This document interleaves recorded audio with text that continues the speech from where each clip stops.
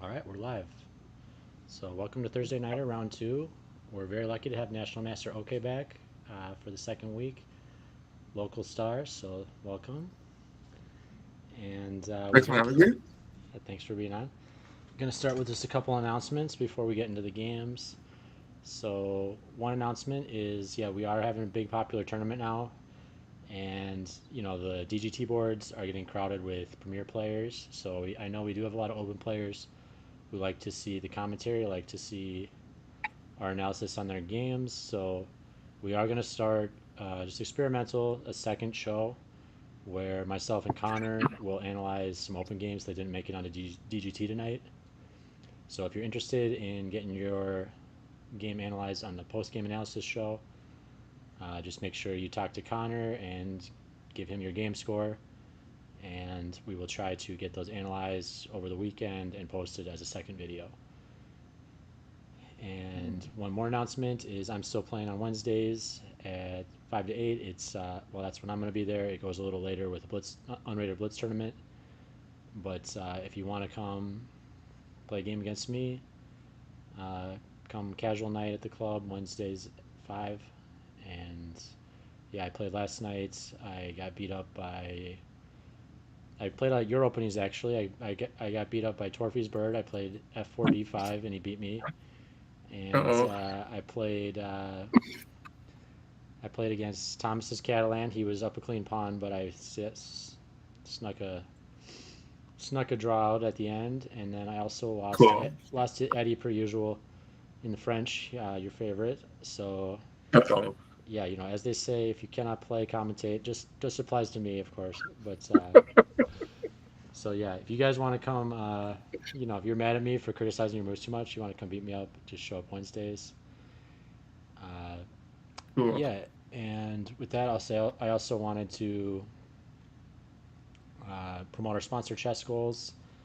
Haven't been quite getting to that every week, so wanted to make sure I got back to that. So chessgoals.com is a nice company owned by another local national master, Matt Jensen, and this is simple chess courses for non-grandmasters. Learn complete repertoires in under 100 lines, and so these are great, straightforward repertoires that you can really apply at the club level with.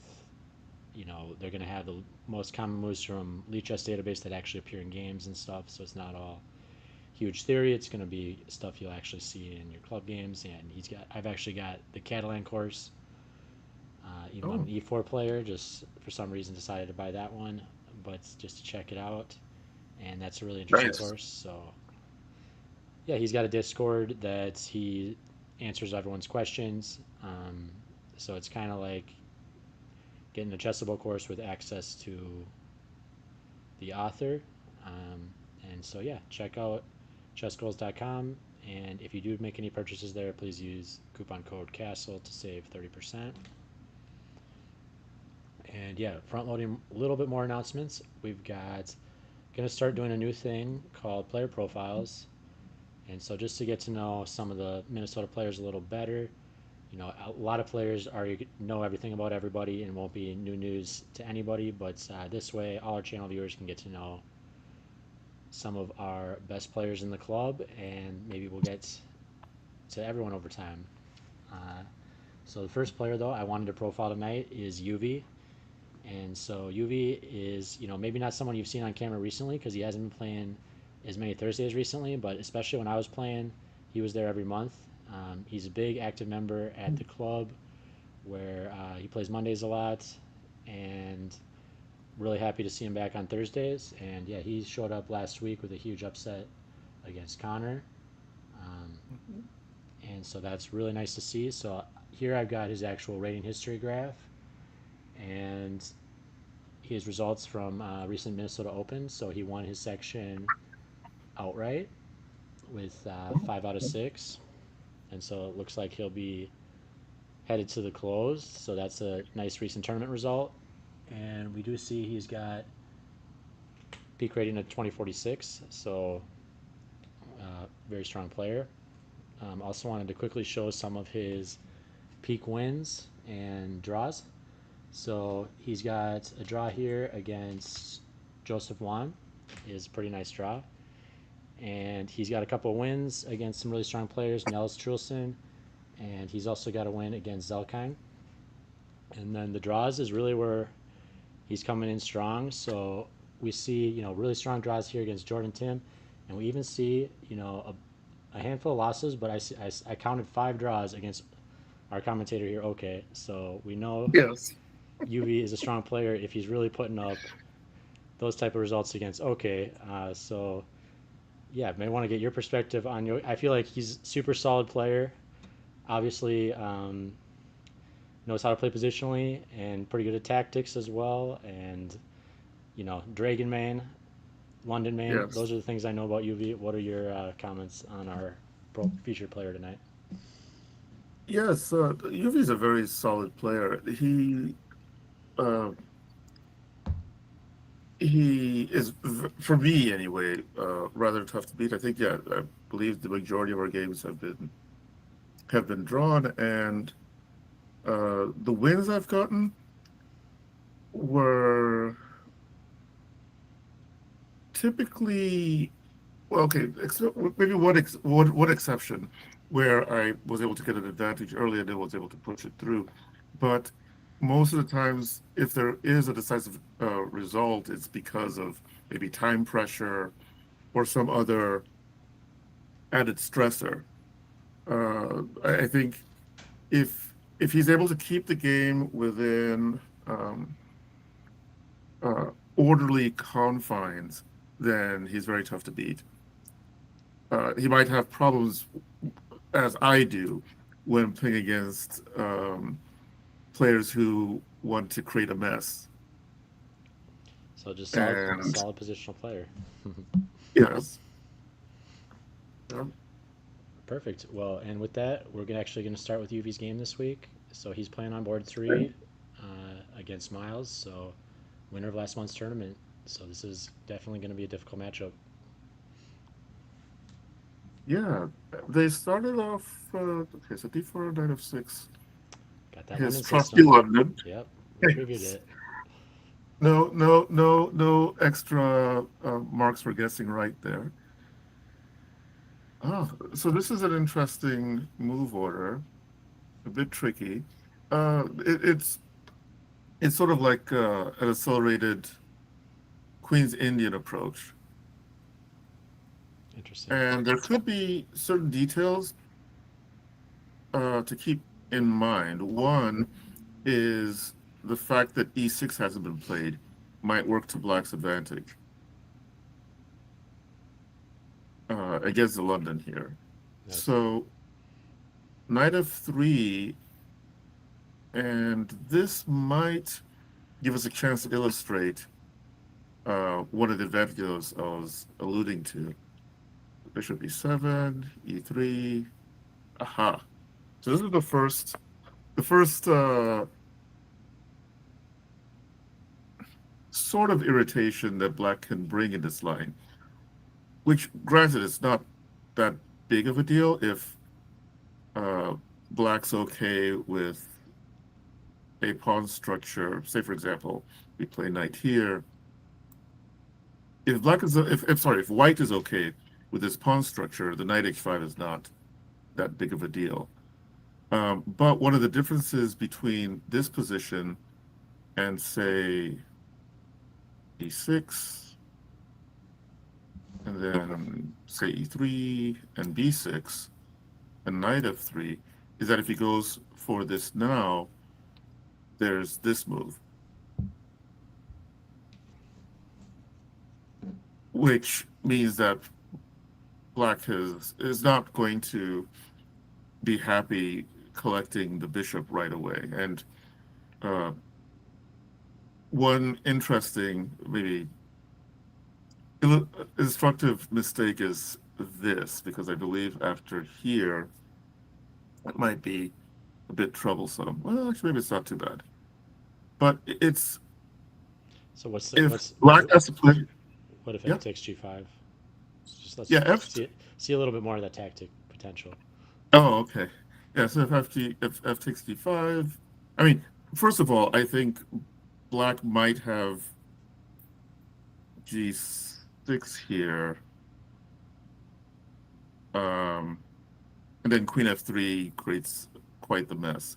But if black plays here, then queen takes h5, and things are not looking good at all. G6, and then knight takes g6, and white's going to enjoy their point rather quickly. So, but even in this position, if white were to go back with g5, sorry, with bishop h4, and now tries to nab the bishop, then he's doing very poorly after this as well. Which is the major difference between playing e6 early versus not. So if you go back to the game continuation, after this, bishop g5 isn't making as much sense. It's not threatening anything. But again, it's not as if white is suddenly worse. It's just another type of game. So Yeah, six. I think that variation you showed is pretty instructive because that's nice theory, but you are moving your knight twice in the opening, so it's if you get a little bit out of theory and all of a sudden make a as soon as if you're playing moves like knight h5, you're on the edge. You need to stay in your Yes. theory. If you're not staying in your theory, you're gonna be in trouble fast because you're falling behind in development, and you're also maybe placing a piece on a hanging square that's x-rayed by the queen, as we saw in that variation with 95. And one other point Yes. I wanted to highlight about f6 95, really nice move, is we see as the stronger player you get, the less reactive you get. So this whole concept of reactivity, I think, is really important as you get to higher levels, and we can see a master really sees that in just a second, maybe from familiarity as well. But you know, if you're a weaker player, they play f6, they're threatening your knight, or I mean, they're threatening your bishop. You retreat that bishop, right? Because you need to react to what your opponent's doing. But as the stronger you get, you ask yourself the question: do I need to retreat? Is that really that big of a threat, or can I just go forward? And it works out tactically. And so I think that was kind of dual instructive, um, because yeah, you're also getting some tactical hints from the position. They moved a piece twice. They fell behind in development.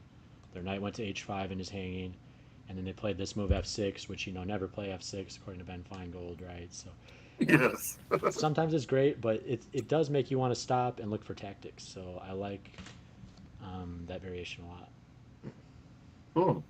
Yes, and actually, it's also an interesting point that in this variation, so if black had been forced to play f6 and then g5, it's nowhere near as good as h6 and then g5, because in this position, uh, white does not have this tactic available. I mean, the tactic's available, he probably shouldn't avail himself of it, because the queen is no longer looking at a loose piece, because now the rook is defending from h8.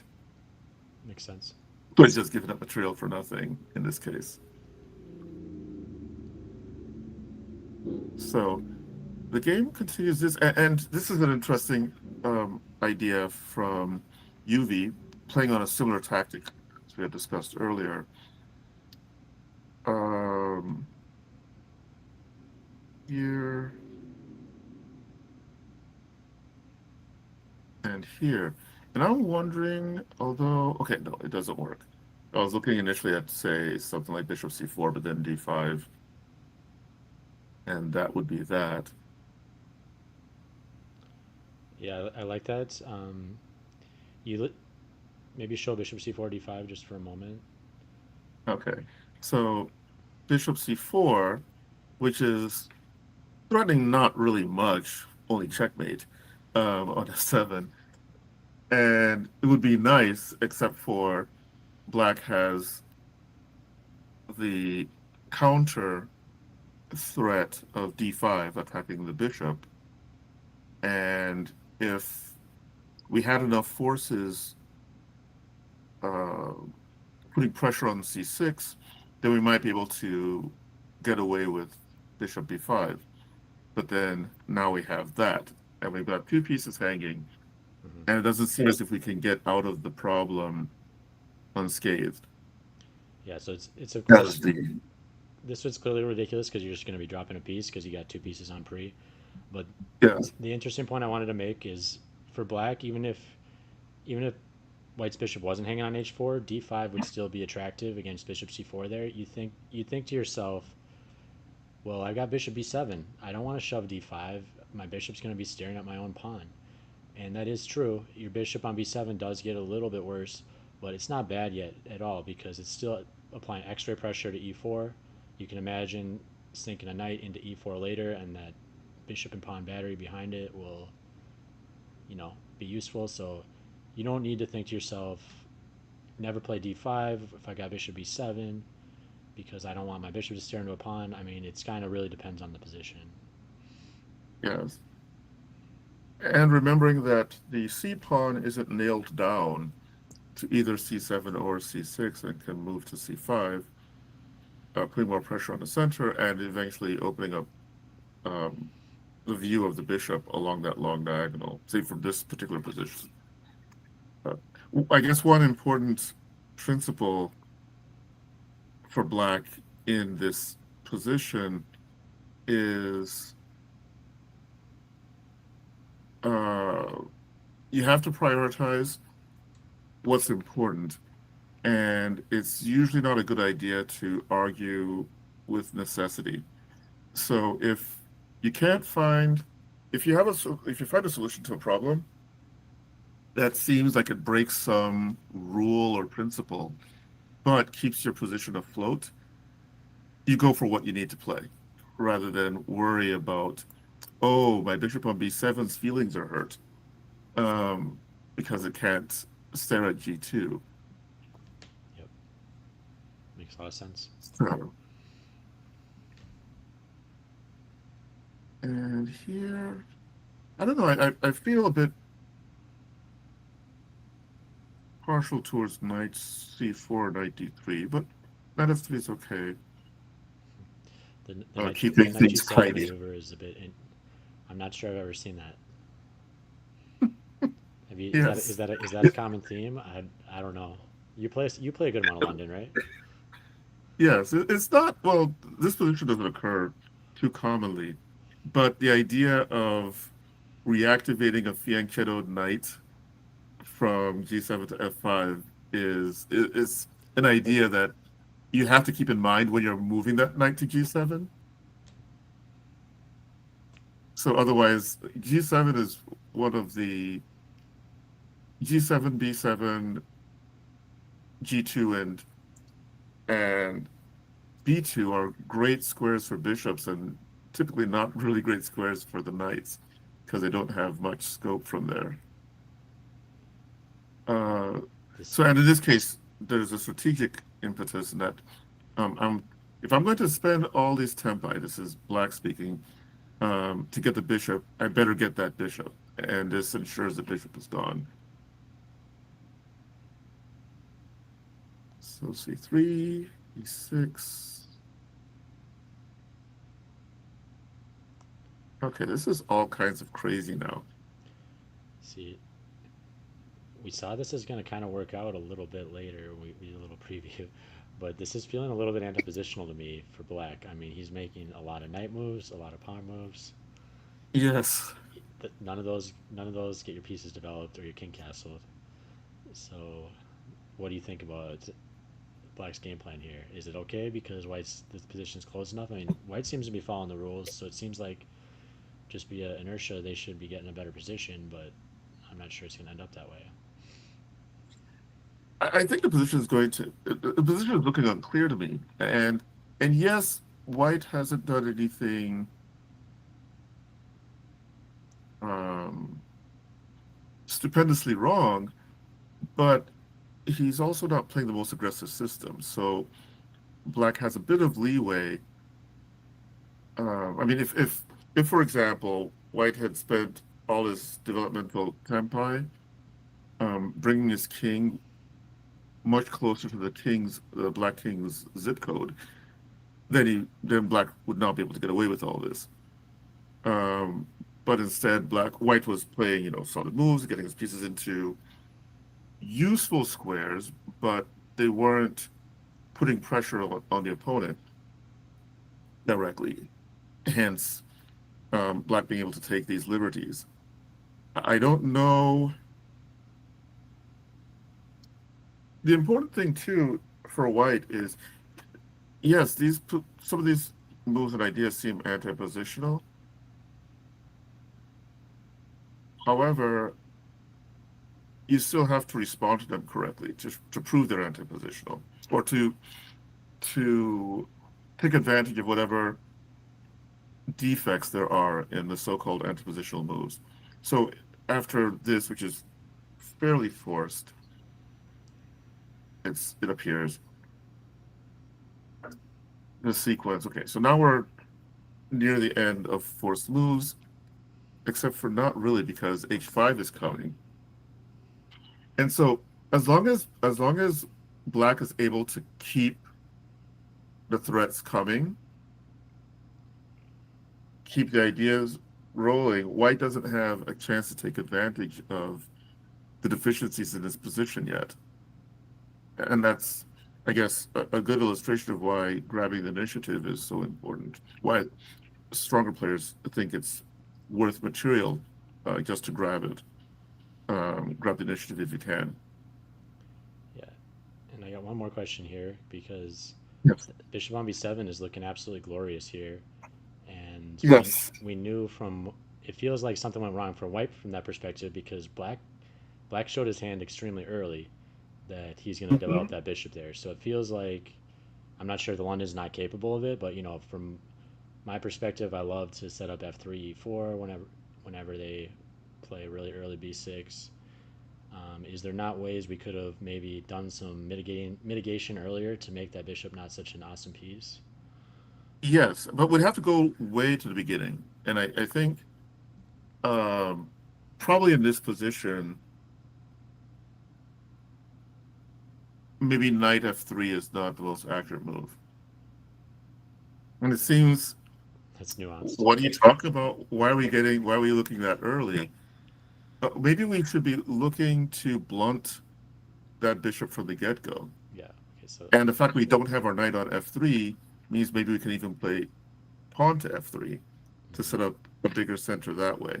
I don't know. I don't often use this move order, um, but I guess it's worth taking a look if we have the time. Say, um,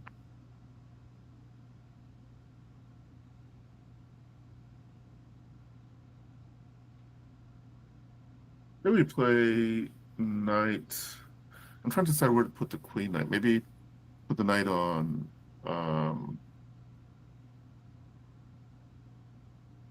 on d2, and then if bishop b7,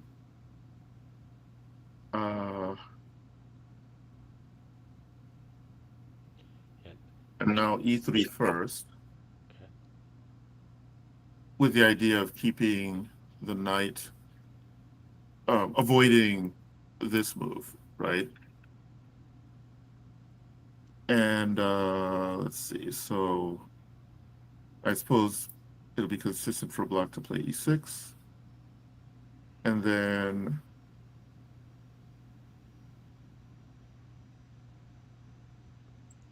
Yeah, okay. Actually, now that e6 has been played, we can afford to play knight f3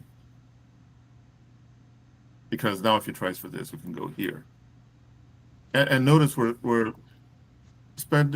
trying to spend just one move per piece with this sequence, but keeping in mind what black is trying to do.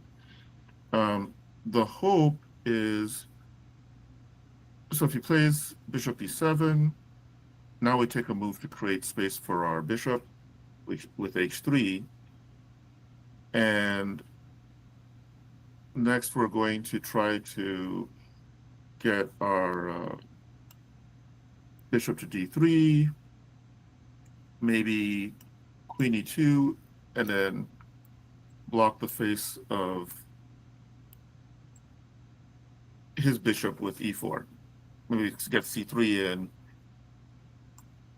and then we'll have neutralized that bishop's pressure against our king side by putting a pawn there. And if he doesn't want that and instead plays d5, now he has a situation where the bishop isn't as active because the pawn's blocking it. Not that the bishop's useless, because um, if allowed, it would support black playing knight to e4. But I think this setup might be this move order might be a more nuanced way for white to get into the position and not allow all this funny business as early as black did here.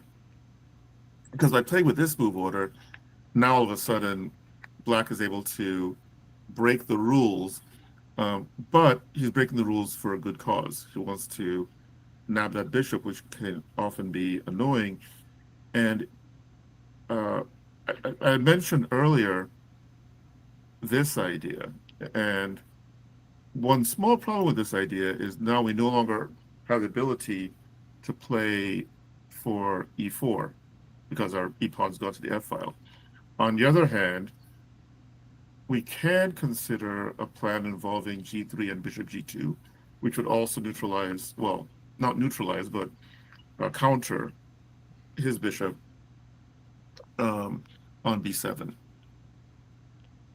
Yeah, Connor The does way the that to game. me in training games. He'll let me take that Ah, let me take that bishop on f4, and in analysis it's always like minus point 0.2 or something, but then he just outplays me from there. yeah. So I mean, at that point in the game, the position is too early to make any definitive assessments, right? So you can't always trust the computer at that point. Mm-hmm. Um, so part of the issue for for white in this position, so c3 is slow. Um, I'm not sure if it's necessary. Uh, but I guess the major thing is while black was spending moves playing knight h5, knight g7, knight f5, he was also gaining space on the king side. And a move that might be considered weakening can also be a really strong strength if the opponent has no way to deal with it effectively. And that's basically what happened here, where all of a sudden, um, due to tactics, you have this pawn on g2, and you also have more weaknesses on the light squares on the king side. Those pesky tactics always ruin strategies. Yes, I know, right? Now, and this f4 might be a bigger problem. So I don't know if f3 might have been a bit more circumspect.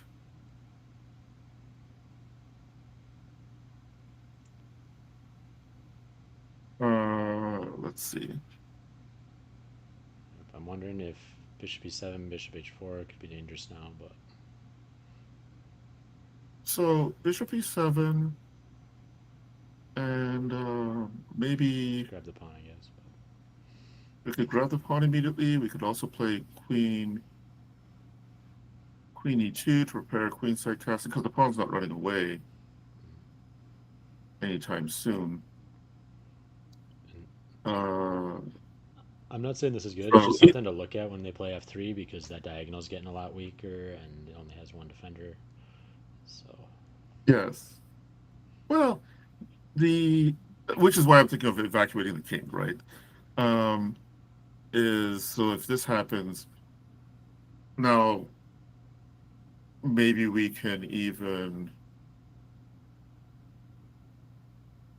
well, we could ignore the bit, we could ignore that, what's the or threat? we could even play queen f2 and force the exchange on our terms. Yeah, it's just helping them improve the pawn structure almost. So Yeah. so yeah, that is probably not the best idea, but definitely something to think about whenever they soften a new diagonal. Definitely. Just at least give it a look. Yeah, because f4 allows that bishop to maintain surveillance Yeah, on the b7 pawn. And so you have to work even harder yeah to try norm. and grab it. Wait, UV converting to something on a Norm's playbook, getting a stonewall structure going. Yes.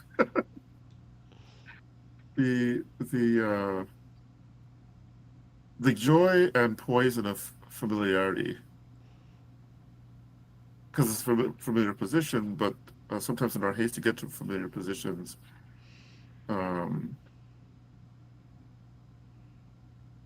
oh, okay, that's a nice way of doing it. We see another example of reactivity, not always just doing the auto recapture, but looking at what Yes. options you have to those intermezzos will get you if you're not And watching all of a for. sudden, so this is one other interesting thing. So Black had a lot of energy in the opening of the game, and at this point, it's not clear what he's all got. Okay, knight f6 looks like a good idea. Bring knight uh, 4, knight d5. Okay, so okay, I guess 94 must have been not been possible there because of what rook g8. So let's see. It's a Let's take a fork look. So knight potentially. e4. Yeah, he's just gonna play rook g8, but just wanted to maybe not. I don't know. Uh, I guess the queen's anchoring So up yeah, too. he loses the pawn too. So the pawn on well, maybe not. Let's see what happens. So if he just steps up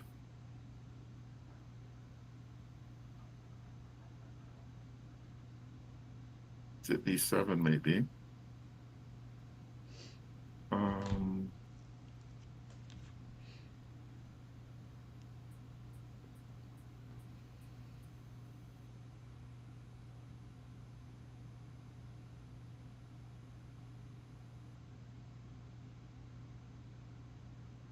Maybe this isn't trivial. Yeah, so 94 was definitely a possibility there. But I mean, what's the threat even to? I mean, the knight looks well placed there, but you don't even really want to take that bishop. Or maybe you do if it's threatening h4, but it's kind of the knight almost looks better than the bishop to me in the current state. Yeah, but I mean, I think it should have been considered, and it probably was. But yeah, 94 here.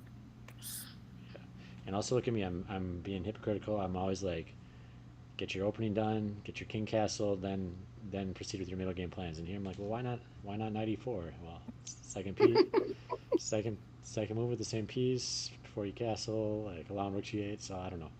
Can't win when Well, Chris is commentating. He's like, follow the opening principles, and then they're like, what about this move?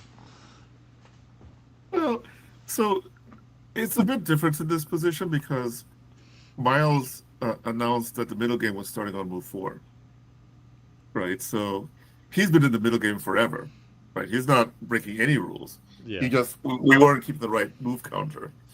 Um, so here, yeah, it still seems unclear. Maybe there might be some issues if if Black can maybe affect a pin here, but I don't really see. Oh, sorry, we need to deal with the issue on G8. So maybe something like this and here, and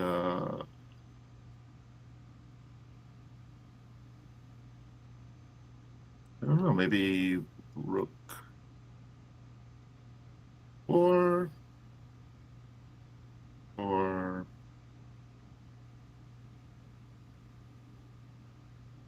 Queen f3. But that's not. It's not really a serious pin because the Queen's defended. There's also the option of playing the groveling Bishop e1. But yeah, I think Black should be okay after 94. Definitely worth yeah. worth a try. I do want to make one funny comment on this queenside castle because yeah, you look at queenside castle, it looks like he's finishing his opening, but we are on move 25 here.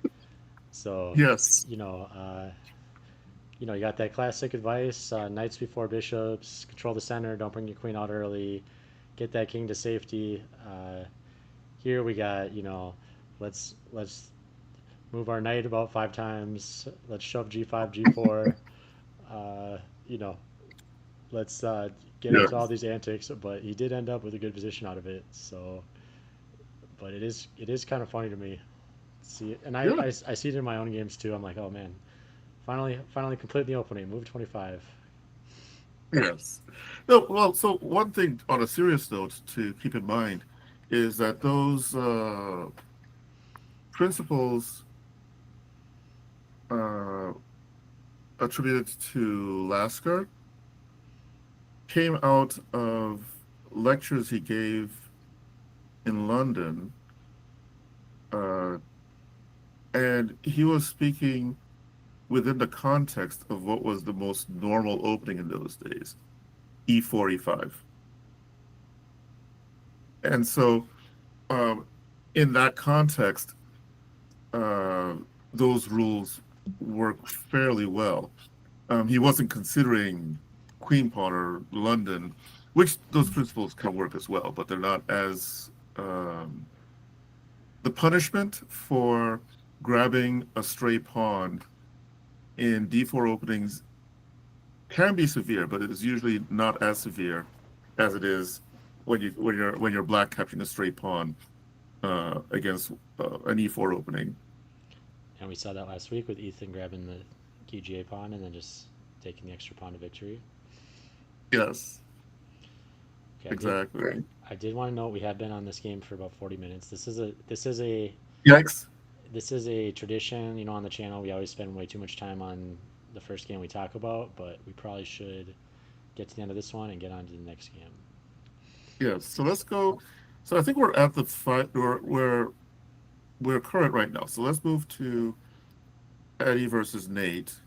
Perfect. These guys are on camera. So we got National Master Nathan against Eddie, who recently got to a peak rating of 2099. Unfortunately, barely missed his 2100 based on rating timings, and he told me, Oh darn.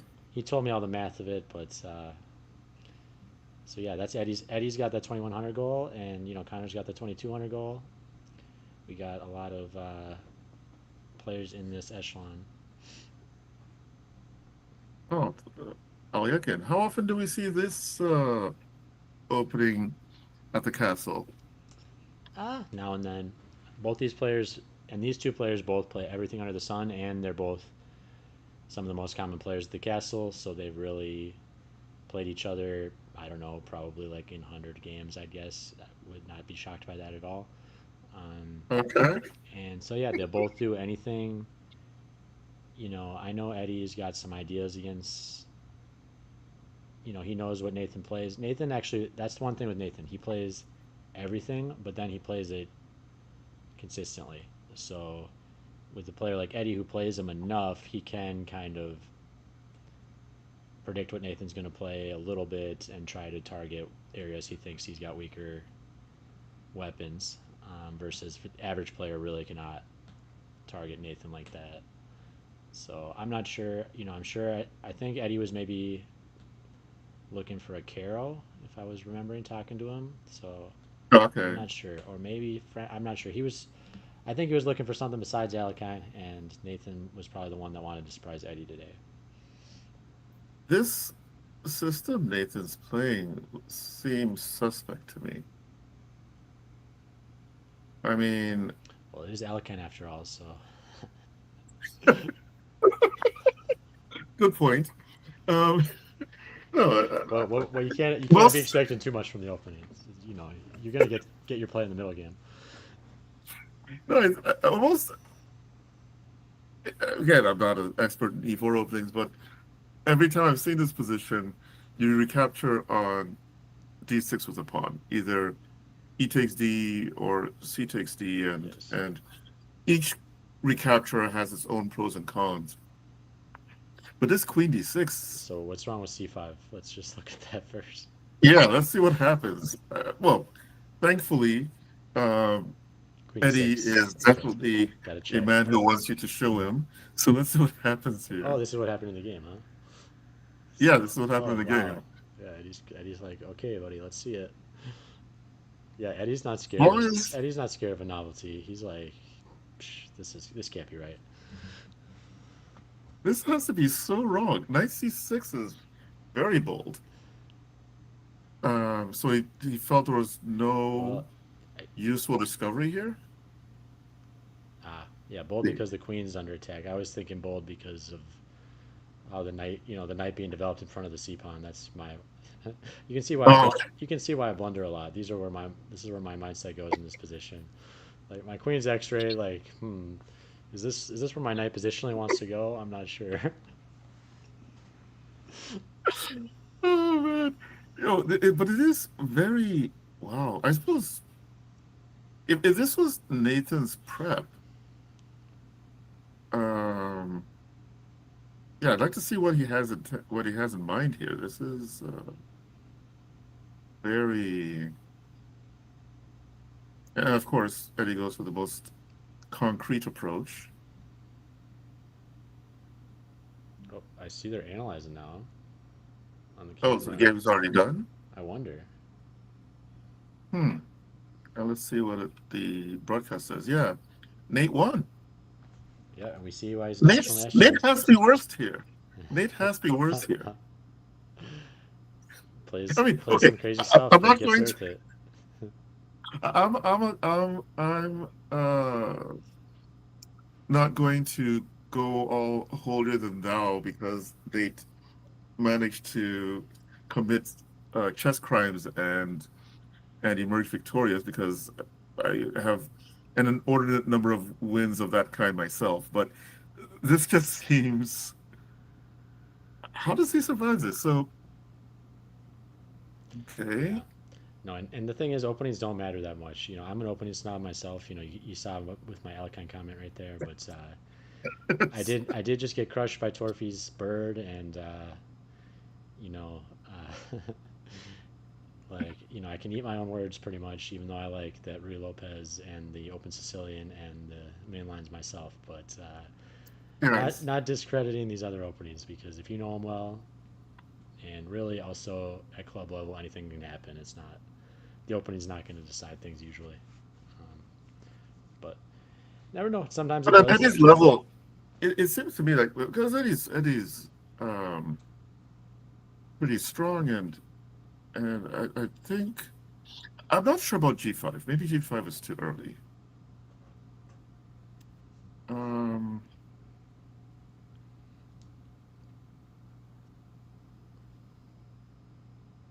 but okay, so G5 is played, and then Queen F5, and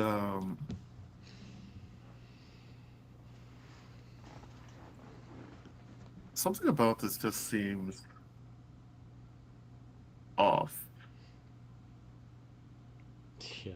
Like What's Black should not be able to do all this and live. But and then Queen B3 happens, and I think well? looking at the time consumption, Eddie spent 15 minutes here. So I assume he worked as much of it out as he could. Wow. But yeah, this is. I mean, to me, this just looks like great. Like black's taking over. I don't really get that G5 pawn is not looking good to me. Like No, the it didn't look. G5 is not Did looking good. what was that whole maneuver? What did that really do? Because I don't like playing G4 G5 unless I'm really like winning material from it or something. Like which clearly didn't happen. And it's created a position where I don't even think um, Nate is going to have to drop a piece here. It just seems like he's going to get everything he wants out of this position Yeah, look, his pieces are after all 94. glorious and white spawns are overextended and just exposing squares behind them. And look, knight. What's And up? the White King sent all his security guards off to lunch somewhere, And while the and black pieces are, yeah. why? What's up? He spent all that time shoving that G pawn. Look at his queen side. those guys want to play, buddy. Yeah. So as weird as I feel like we're just judging Queen takes D6 and going from there, but really, Eddie's the one who is kind of playing a weird opening here, even though he's trying way too hard to punish Nathan. And that might be the psychology that that Nathan was after here, because again, as I said, I'm not the one to criticize people too harshly for committing crimes against good chess. Uh, but and part of the reason why I will play that way often is because I know certain folks are going to want to give you mete out the punishment that the gods said should happen for playing such bad chess, and in so doing they'll often overstep. And it seems like if this game, yeah, you have that feeling that this game probably went in that direction. That Eddie felt, okay, this garbage, not in my house, Yeah. and But the thing what's is, that? look, Nathan knows that, and that actually, I think that's like a signature Nathan. He plays like a couple anti-positional moves at the start to really get his opponent tilted out, and then just plays normal positional chess from there and wins. So Yeah, it's a pretty good strategy, I and think, so because his pieces look great and everything worked fine. Like everything, his structure is amazing. It just looks like his queen was a little bit like cramped, I feel like, but Eddie couldn't exploit it in any way. So I mean, it just looks like everything flowed for Black. yes, and now Black is just so much better. The question now is is it possible for White to escape with his life? There's a threat of Bishop H2. There's Knight and the C2, bishop, huh? Knight C2. Knight C2 exactly. It's Knight C2, Bishop H2, Knight F3. So many ways for White to lose here, and he chooses probably. It's It's tough because yes, you get the queens off, or maybe your king is no longer as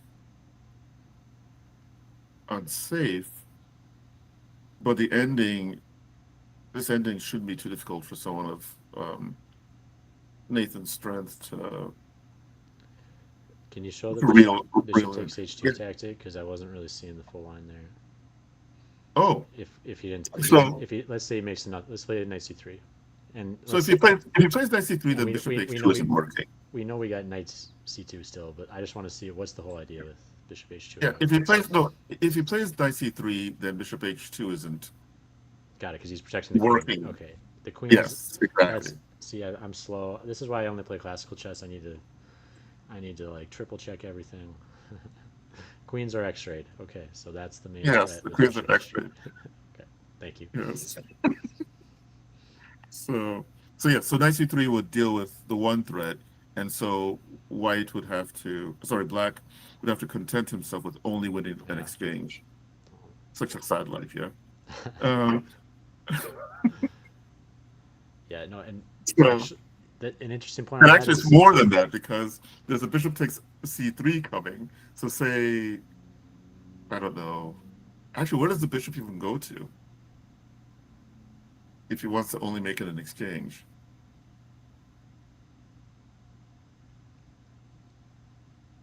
Because if you play bishop d2, now there is rook here, and there's no way to defend the bishop on d2, it appears. yeah, yeah. This is all good. This is all gone no matter what. Yeah, yeah, yeah. Uh, So yeah, but yes, once he defends, at least if he defends the queen with knight c3, then at least he won't lose his queen for a bishop. That was what I was alluding to. yes, and we see this is. I'm just realizing this point from my own studies. Uh, Hmm? we see how common in games it is to sack an exchange when you get into a desperate situation, or just you have to give up an exchange. Actually, that's what happened in my game against Torfi yesterday. To defeat the Ah, main attack, he just wanted a free exchange for nothing. So You think it's just trivial? Let me convert the extra exchange against a piece, and it kind of is, I guess, if you're strong enough It with depends on the technique. But character. Yes, it depends on the character's position. So if the position's really blocked up, then the minor piece has better chances because the rook needs an open file to do its work. makes Uh, sense. and so, but this sort of position, it seems like it's just a matter of time before Black is able to put enough pressure on the weaknesses, of which there are a few of them on the board, including the pawn on c5 and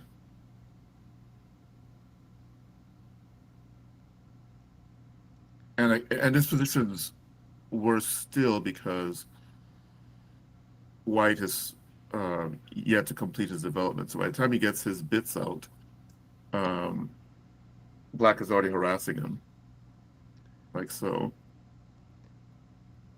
Yep. So if you ever get the extra rook against a piece, you really want to be able to convert that. So it's a good ending to practice.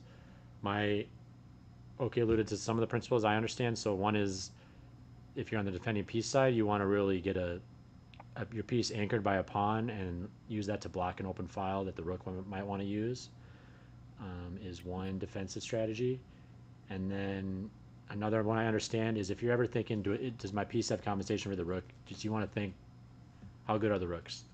Like if both rooks are doing a useful job, it's just then the answer is no. If one rook is totally shut off and not helping in the position, well maybe yes. But those are the ones Yes, I kind of understand. But rook is worth 5 points for a reason. So yes. you can argue between bishop and knight with bishops 3.1 or something, but neither of them are competing with the rook. Um, As long as there's an open file, mhm. or at least an open line for the rook to play upon. One other thing that might be important to note is if you're defending where you have a rook and minor piece or minor pieces versus two rooks and minor piece, it's often a good idea to try and keep your rook on the board to help in fighting against the two rooks. Sometimes you don't have a choice, and white is the person with the stronger material is able to get their way, but Makes sense. You kind of, you know, Black's got two rooks. You got one. You don't want to lose a unique piece that can do a unique job. exactly. Black's hopefully make Black's rooks redundant in some way and get some counterplay that way. So Nathan is found a nice maneuver here,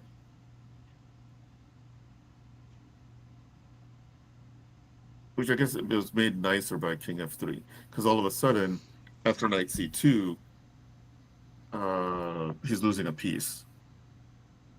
It seems at the least, because Rook D3 is coming next. Makes sense. Um, and yeah, and the square the Rook could use to help defend. Actually, well, let's see. Let's take a look. What happens after here? Is there any salvation? No, because you just play Knight C3, the Knight D3, and then after this, then Rook check, and then then the Knight on C3 is going back into the box. So okay, so that was an interesting fight between two major fighters. This okay, we have Ethan Hunt, another solid master, playing against John Blomer, someone who is threatening to become um, our next master at some point. Yes. I'd say he's a dark horse right now, getting the race against Connor and Miles. Okay, I do not. Uh, whatever message, F5. whatever message John was trying to send with F5, I do not approve of it. Um, Yeah. that's wowee. Okay. All right. Did that put Ethan in the tank? I imagine it would. Let's see. 3 minutes Ethan only yet. spent 3 minutes there. Um, and Ethan decided to take a conservative approach. I'm not going to try and refute anything. I'm just going to play Yeah. normal chess, get my pieces out, and then see if I can take advantage of whatever weaknesses Go ahead. Black has left behind. Ruin your own position. I'll proceed normally. Yes, yes. By all means. You want a bit more rope? So Yeah, I'm sure you see that, especially when you have your positional skill. You see your opponent setting up a move that you know is bad, and you just allow them to do it. Right? I know. yes. Magnus talked about that, like, and everyone, you know, and he says that's a idea that actually is rare at the top level, is because they're all kind of Mhm. so scared of each other that they just prevent all each other's ideas. Oh, he's trying to do that. Let me prevent that. Um, but Yes. really, that's where Magnus ascends a bit. Is oh you're trying to do that? Well, actually, that just made no sense. Makes no sense. So go ahead, buddy. I'm gonna do something over Yeah. here. Yes. When your opponent is doing their best to hurt themselves, step back, give them room, um, and then take advantage of it later is the principle. Here, yeah, this is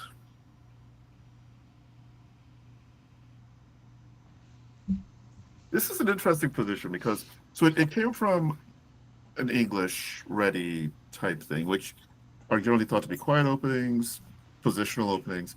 But if you mess around and find yourself behind a development, you're forced to make moves like this, which on the surface doesn't seem bad, but it's White's pieces don't appear that threatening, but his development advantage is real here, and opening the position while practically seems like a good idea.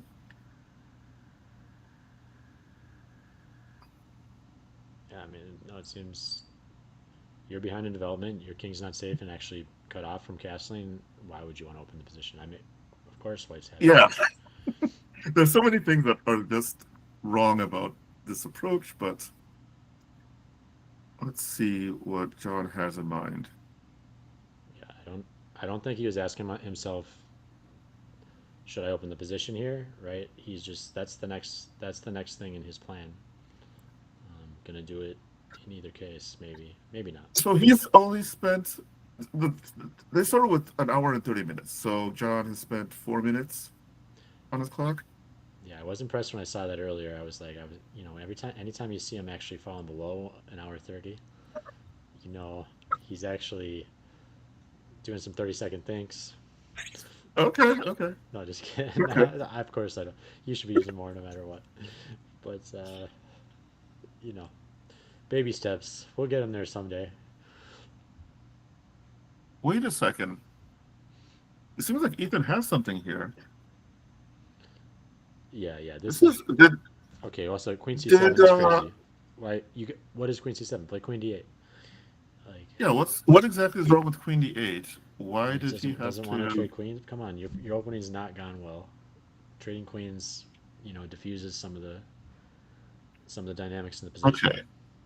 And this is This seems like a snap tactic, but this just seems like yeah, yeah. black is hurting. So here, baby, And I did look. This one capture. was going so fast. I did look at that earlier, and Bishop F8 is the best move there. Also, Bishop D6 is pretty strong Pretty strong as well. because you're threatening kind of Rook C7. Yep. Um, But in this position, I think black is already losing a pawn, and his king is still stuck in the center, right? Unless I'm missing something, because yes, this is stronger. so This is stronger than Bishop D6. So Bishop F8 stronger. And I didn't look at. This is the only game I looked at and glanced at a couple engine lines because it was so far advanced earlier on when I was looking, and so yeah, we usually do find all the stuff ourselves. But I did see that Bishop F8 and Bishop D6 were good in this one position. in this one position. Yeah, this looks horrible for this is just really bad. I mean, I don't know. Does he do bishop d7 That looks. What about just rook c7? and rook c7 and I mean, I'm happy to take b7 if you allow me to. yeah, It's not like and my I don't think there's a preference good way to is. protect it. It doesn't seem there's a good way to protect it anyway. So I mean, if you waste a move trying to protect it, maybe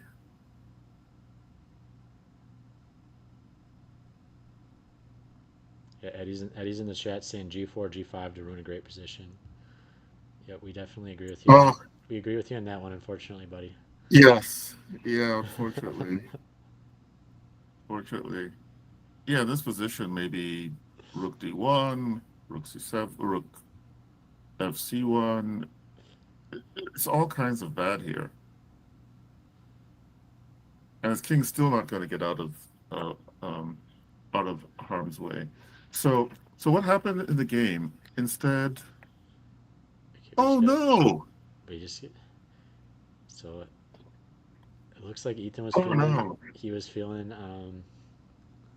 placid tonight, and he is just easing back in. So I can see what it's not. Maybe he's not quite cutthroat yet. Back to his. Um, Yeah, I wonder. I mean, the time situation is interesting. Was he maybe a bit uncomfortable having to play against not playing what he thought was game 90 30-second increment just to find out that he had actually registered for a blitz tournament? yeah, that's something to keep in mind if you get paired against John. You better budget your time. Mhm. Better budget your time well, and you better just ignore his clock. Right. You don't want to even come close to matching his pace or doing anything involving his time. But yeah, you got to realize you're not going to have any of his time to think on. So Mhm. but here's the advice I've always heard from reading videos and books and whatnot. They say budget your own time around 40 moves and then just almost ignore your opponent's clock is a good strategy. Yes, And if you need to rebudget during the game because you misused some time, then just rebudget around 40 moves again. So if you were thinking if you had 2 minutes to move and now you wasted a bunch of time, well, now maybe you have 1 minute to move. And that's exactly. your budget, right? You want to think of your clock like a gas tank. It's a resource to be used. And then one more thing is you really want to use your gas tank in positions with calculation that are going to, you know, decide the outcome of the game. Not That's not a hard and fast rule. Yeah, you can do a nice 10-minute thing to get what setup I want to get going, but you know, agonizing about those details early on and then having no Mhm. time when you get to a critical position late and everything's hanging is not ideal. But John will always have time when it comes to that position. But no, no, Yes, but yeah, that it it's seems, go ahead. yeah.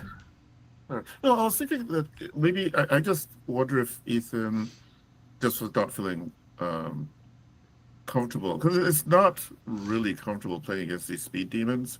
No, Um, and maybe he was like, okay, I got this decent position. I can't really work out who's better. And he probably didn't. He might have looked at Bishop D6 and thought, I don't see anything directly there, and might not have noticed Bishop F8, especially if they repeated. Because let's see how quickly they played. So after Rook C,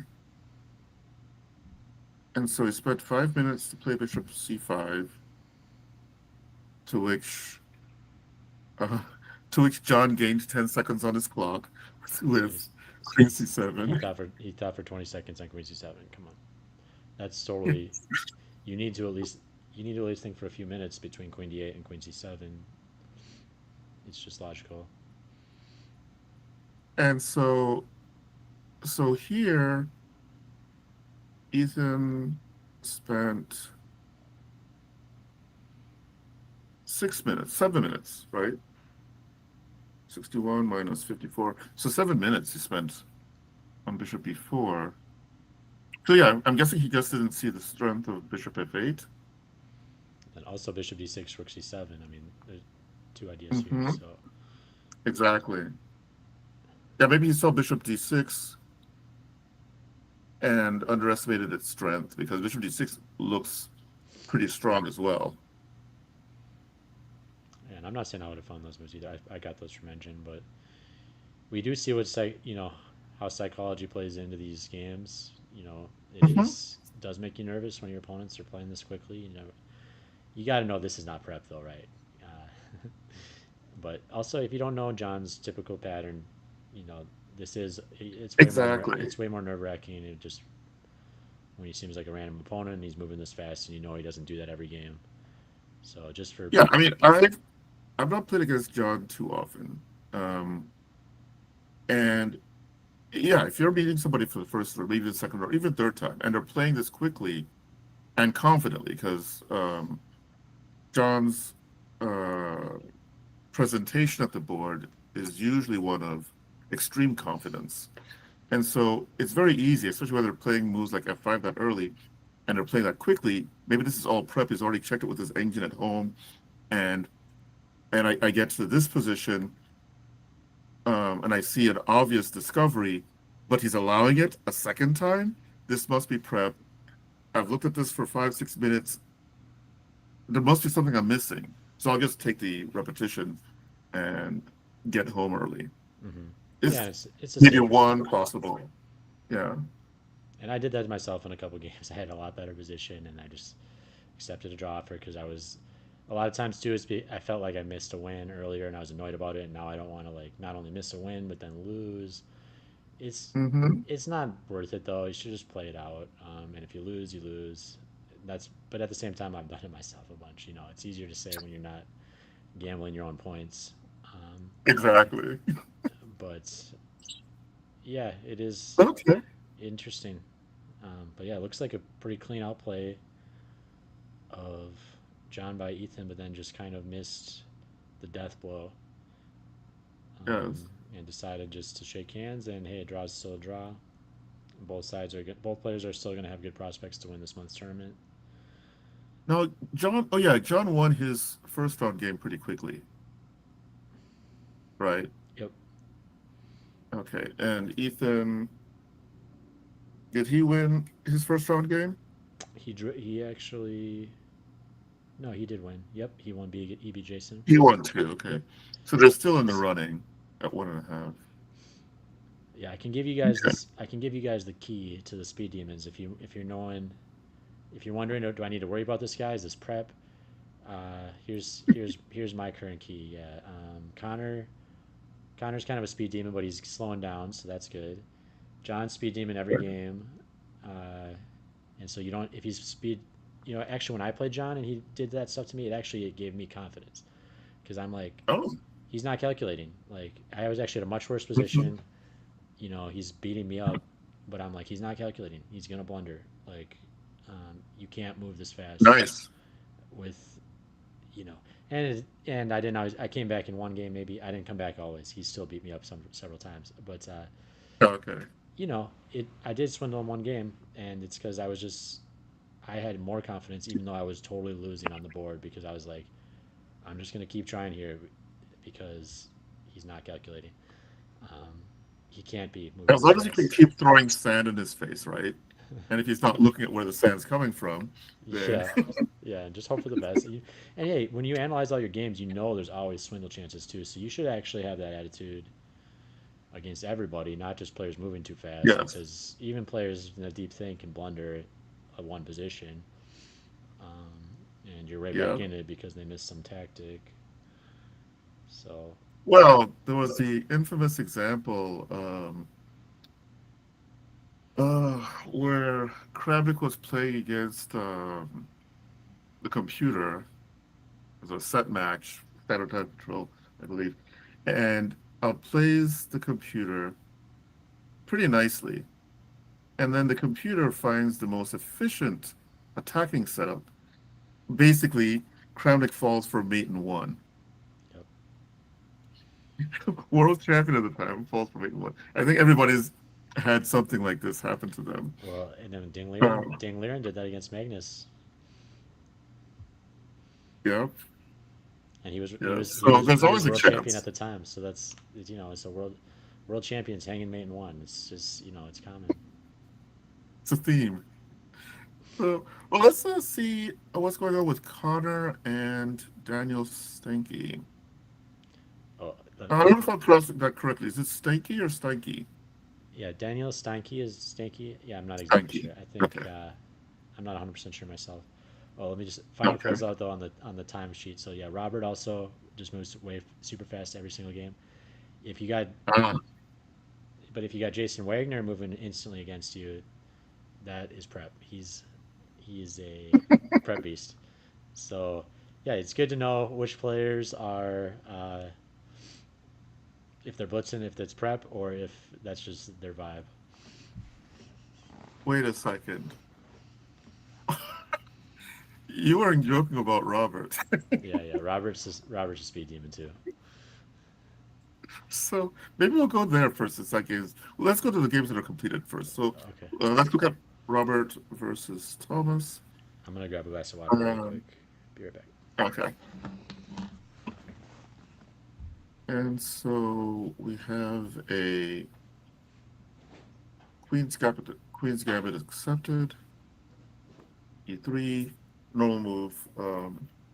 Both E3 and Knight of 3 are popular moves. E4 can be played if White doesn't mind playing it as a real gambit. Okay. As I used to call them in the old days, a theoretical novelty on move 3.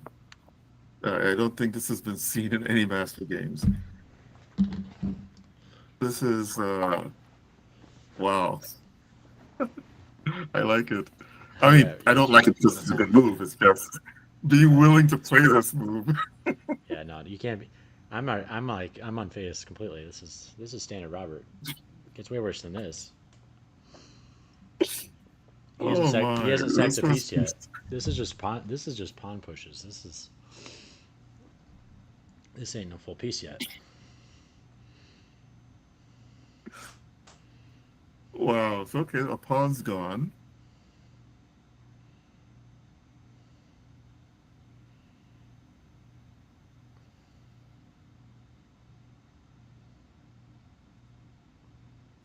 So, okay. And we do have Thomas in the chat. He said I had an impressive throw today. Completely fell apart in a winning position. So it happens to the best of Yeah. us, especially against Robert. 2187 peak, and he plays really weird openings, so he gets a losing position almost every game. So almost every game he wins, he had a losing position earlier in the game, so you don't have to feel Hmm. that bad about it. You know, his strength is tactics and end games, and his weakness is opening choices. So it seems to me that, okay, maybe E4 might be a bit problematic. How do they respond? No, it's just, Yeah, everything's glorious here. So far so yeah, good. It's probably gonna be just a cheapo. kind of tactical mishap, right? Yep. From cheapo. We do have he is building. Here's one thing Robert does very well, by the way. He always gets great activity for his pieces. So it doesn't matter if he has to sacrifice. He will not. He'll never take material and have bad activity for his pieces. He goes for good activity no matter what. So Hmm.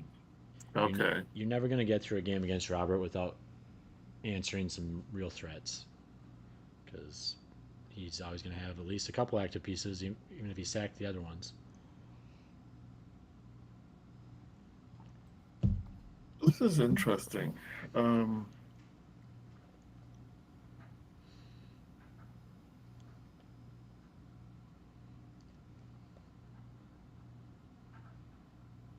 I wonder if Okay, let's see. What did Thomas play here? Bishop e4. Okay. Rook f7.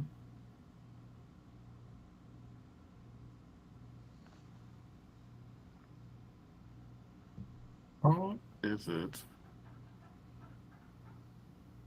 that okay, rook g5, f g5.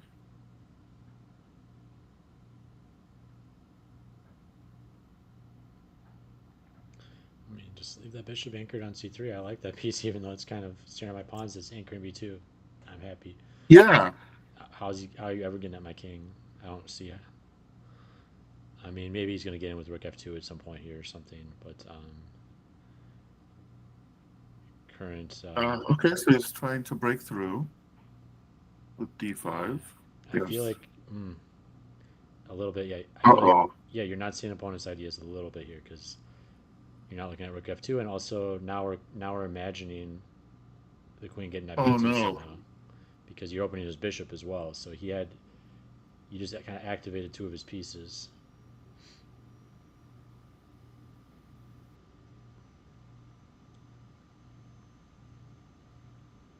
Yeah, and this is okay. It makes sense when you get this many heavy pieces lined up. Yeah. So yeah, Ouch. Poor Thomas. That's let's go back and see. I Because it's was also interesting to see the anatomy of Robert's attack too. yeah, rook f2 is a huge red flag to me. Yeah, d5 here you gotta because also queen f2 potentially. I mean it's and I see maybe he's wanting to clear that square, get his bishop d5 in, but especially if I'm winning, Mm-hmm. I just start. I want to in a classical game at least. I can't make this happen in blitz ever, and I lose because of it. But I start obsessing with my opponent's activity and my opponent's. I want to just. I'm winning. You're not going to get Mm-hmm. anything. I'm going to think extra.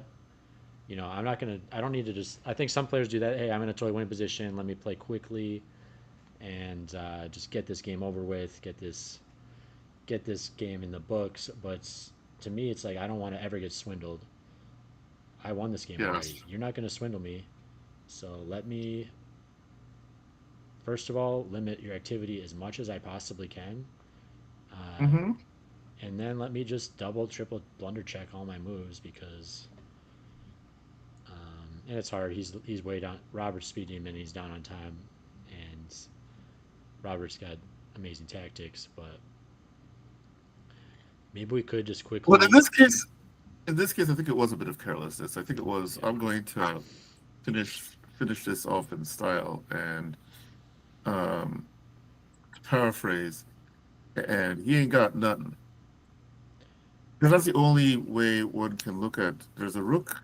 So the major weakness in White's position doesn't look like a weakness because it seems well defended by the king and c3, and I'm referring to the b2 pawn. The problem is, well, one problem is that by playing d5 and potentially e6, or at least allowing that pawn on e5 to disappear, you're now adding a piece to the attack on b2. And I think, and I've made this sort of blunder myself many times, so I'm not saying it's how could he have done this? But it's easy to think that because the bishop is pinned against the king by the queen, on g7, um, these guys, that the bishop, for practical purposes, no longer exists. And so when you're playing these moves, opening things up like that, and I think e6 was probably the last straw, is sort of forgetting in the calculation that the bishop definitely still does exist, and is the reason why this is now checkmate. Does that make sense? Yeah, it makes tons of sense to me. So let's try to just, give Thomas a tiny bit of advice on how he might actually convert this position a little bit more effectively Yes, because let's take a look at this because what I think d5 is the real critical, at least moment I'm seeing, because I can see a pretty clear path from here. So first of all, how much is our advantage? What's our material count here? We just up one pawn, and then Mhm. and then we've got the weak king to One deal with. pawn and the bishop pair. Okay, so you can see that he's thinking maybe a pawn's not enough against Robert in the ending. I want to just mate him, but um, yeah, even at the point, I'm here is still a little unclear tactical, but I'm getting to the point where he played d5 instead and allowed rook takes f2. Okay, Um, so let's go. So in this position, here, he's trying to exchange, yeah, yeah. Now, and okay, he's now he's down to exchange. Yeah, now I would instead of d5, the move that jumps out to me is f3. I'm just anchoring my bishop, F3, I think. and Yes. I'm threatening queen takes d6, and then really I want to leave my pawns on d4 and e5 because they're doing a great job killing that bishop g7 activity because its only ideas at this point are getting at my b2 pawn. So there's no way I want to open that bishop up. And so even though my bishop is kind of stupid looking, I'm happy with just that chain. D4 e5 is going to kill g7, and Yes. you can try to break it with c5 maybe, but and really you're never getting at b2 with like b5 b4 or anything like that. So everything is looking solid to me. And then let me just kind of massage here for a bit and kill. I just killed rook f7's activity, and I want to continue to maintain killing bishop g7's activity. And yeah, I want to Yeah. threaten queen takes c6, and maybe I want to play queen e6, just pin the rook up a little bit. I don't really want to play queen h7, king f8, because bishop g7 is a nice defender, and I'm not going to get queen h8 in. Now my queen's kind of off sides. I just want that queen to stay centralized and active. And yeah, continue to suppress black's pieces and look, see if I can pick up pawns, see if I can attack a4, attack c6. Those are both looking pretty weak. Maybe I'll play rook h1, get think about getting at the h file with tactics, right? You could imagine playing rook takes h6, queen takes h6, and maybe have, if you can get rid of that bishop, maybe, or maybe playing queen h7 check and then rook takes h6. It probably won't work, but you know, it's like you can play for two results so easily in this position. There's no reason Yes. to make it. And you think the other thing, last point I'll make is you think opposite side castle. Okay, what's the plan there? I attack your king, you attack my king. Let's get on with it. Time is of the essence. But black's attack is, to my knowledge, it's kind of controlled. You have that anchor. You have what pawn breaks are going to come in to continue that queenside attack. Maybe the queen can invade with queen b3, queen a2 or something, but it's just hard to imagine at this point um, Yes. the breakthrough happening. So you got time. Anyways, I know Thomas is a big watcher of the channel, so and I could have been totally wrong with a lot of that No, I technique, think but in general, I think you hit the nail on the head about the approach when you have a one of the approaches you could take when you have a winning position. And yes, it's if you have complete control of your tactics and willing to put in the time, yes, you can continue to complicate things in this sort of position. Um, However, if you're going to do that, you always need to consider the consequences of every single one of your moves. So that, and not just the positive, but also the negative consequences, or vice versa. So after this, and you play d5, yes, you're opening up your bishop towards, at least attempting to open up your bishop towards his king side. You're attacking his c6 pawn, and there's some tactics there. But you're also opening up his queen to look down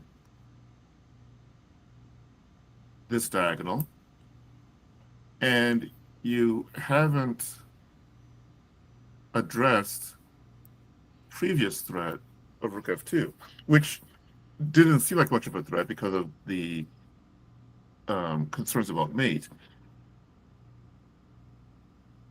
And then with the rook taking, now at this point, you should already be afraid, be very afraid, because already he has more pieces attacking b2 than you have defending. So say where if white were to play some random move, this is already um, a bit of a problem potentially. I mean, okay, I guess it's not directly because of there's a rook f1 thing there, but the rook can come back. So say even if this were to happen, and here, worst case scenario, black is still able to block with that. But okay, say it was some other random move that was played. At this point, once the rook is down, you should already have in your mind, oh, maybe I at least consider should I address his threat to my d2 pawn? Uh, and then e6 was the final blow. Now just opening up all of his pieces. So even though his pieces hadn't been too effectively active, both of these pawn moves literally activated all of his pieces for him. And and I think maybe one general rule of thumb, when you're material up, the opponent has some attacking chances, address his attacking chances first before going after his king. Because in this position, um, if you were to play as mentioned earlier, f3, how is he the only pieces that are the only black pieces that are somewhat effective are the queen on b6 and the rook on e8. His bishop has no legal moves at the moment, and his rook at f7 probably needs to hang around a little bit or do other maneuvers to get active. And if it moves too far away from the king side, it could be looking mate in the eyes. So I think that might be the important takeaway here is don't get don't be in a hurry to put the opponent away. Um, don't tarry around either, but don't be in such a hurry that you're not paying attention to what they're playing. I'm not sure if that's Yes. helpful advice, but it just seems like, Yeah. well, And it's Robert got away with it. yeah, and I think not even just in a winning position, but it also is kind of showing me. I think Thomas has the same issue I do. I have a big issue with this. It's way Hmm. easier to see your own ideas than your opponent's ideas. So you need to change your whole thinking mindset, and I very actively need to work on this. To what your opponent makes a move, did that generate any threats? That should be just like unconscious, to the stronger you get, Yes. because and the stronger you get, the more chess becomes move by move. It's just true. It's like we love to have these strategies and plans, me the most of all, but the stronger players get, the better they get at calculating on tactics, the more it gets move by move, and they're just going to have threats.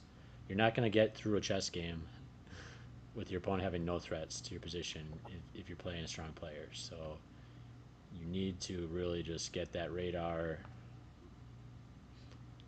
totally up to speed on my opponent made a move. Does it generate any threats? Because rook takes f2 is a very clear threat Yes. that you should be kind of seeing autopilot,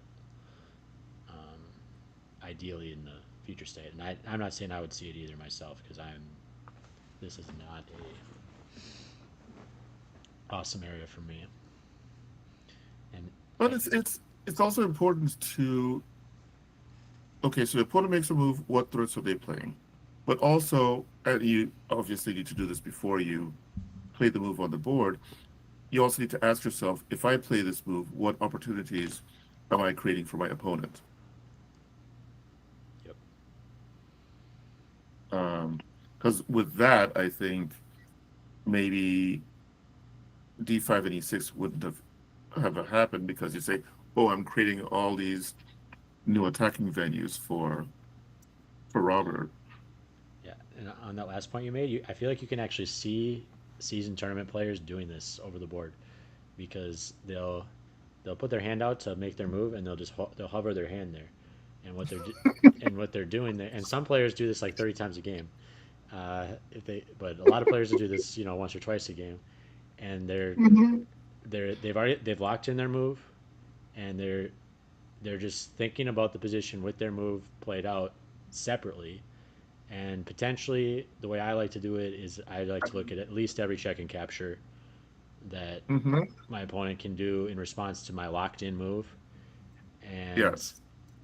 most of my most grievous blunders, if I failed the blunder check. If I had blunder checks and I just looked at what are the check and capture responses to this, I would, oh, that's a blunder.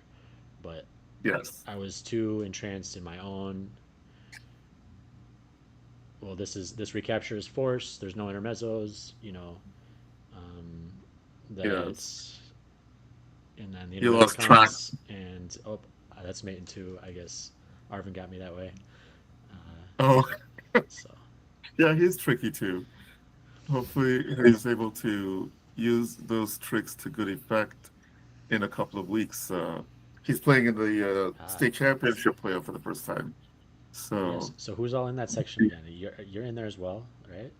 no, I'm not. In You're fact, not. I lost my spot thanks to worse tie breaks against Arvind, which he deserved his spot. So part of the reason I had worse tie breaks is because I lost by individual games to him. So, Ah, so we're hoping to see if he's able to make a splash. The lineup this so we have reigning champion Samruk Naryadan, then many-time champion Sean Nagel, of course. uh, Arvind, as I mentioned, Jordan Tim's another newcomer Okay. to the field, Got some and Javava in let's the see, mix. yes, got some Javava Londons in the mix.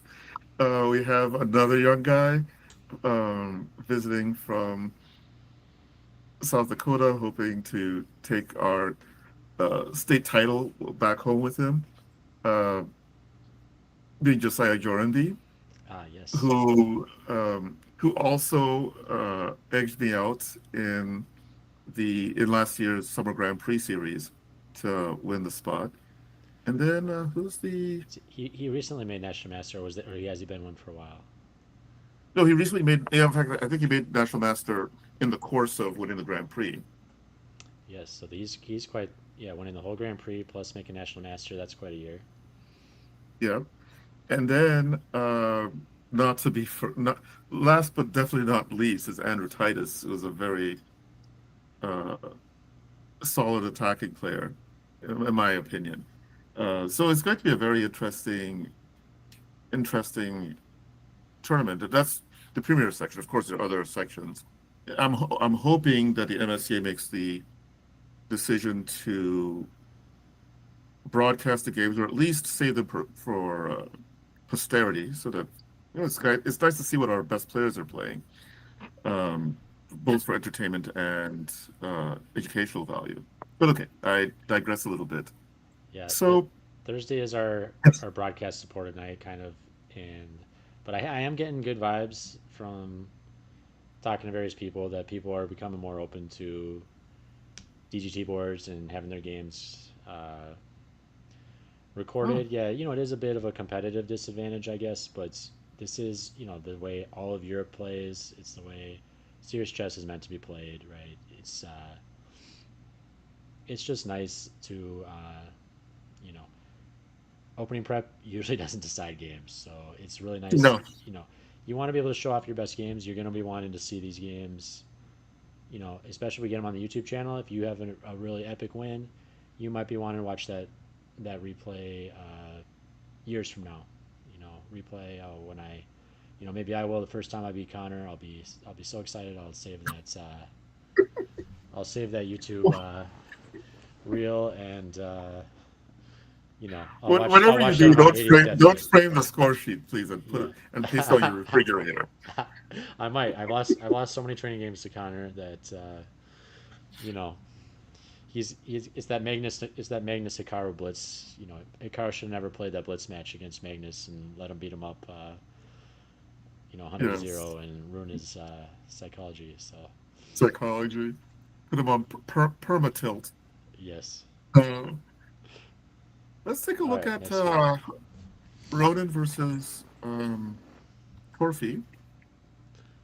Okay, Okay, yep, Torfi, we got. that's an interesting move order. Okay, but it transposes to something weird. So should I slow down a bit here? Yeah, I don't know. I'm an E4 player, so I know nothing about the Dutch. So you tell me. Okay, so the Dutch is um, it's it's an interesting opening. So it's a popular concept, and lots of folks will play it either directly like this or find ways to transpose to a Dutch-like position. And and I find, well, you're mentioning the bird, and many folks play the bird as if they're playing the Dutch with the white pieces, and so they'll find some setup analogous to um, one of the Dutch systems. And the three most common systems of the Dutch are the Stonewall, where uh, black will place his pawns on light squares, creating a stone wall of pawns, making it difficult for white to proceed. And then maybe I'll put the moves on a board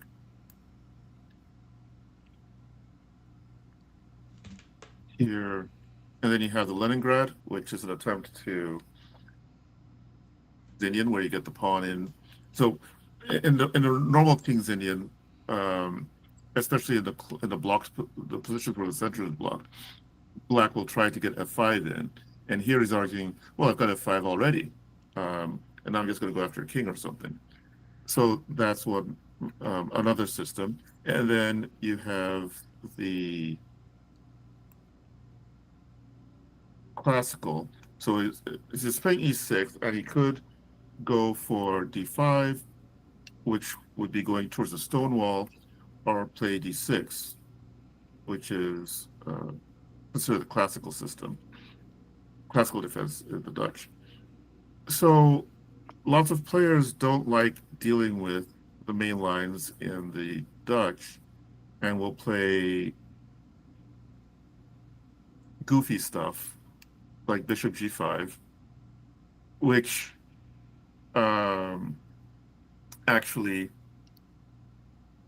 can be a bit cheeky. Oh no, my bishop. Nice. Uh, That one hurt. Hopefully, people. Hopefully, people get those out of their system in blitz games, though. yes. As long as you're playing something consistently, and that's why, yeah, probably not the best to just bust out a new opening over the board because you got to get some blitz reps in to make sure you don't fall for traps like that. Yes.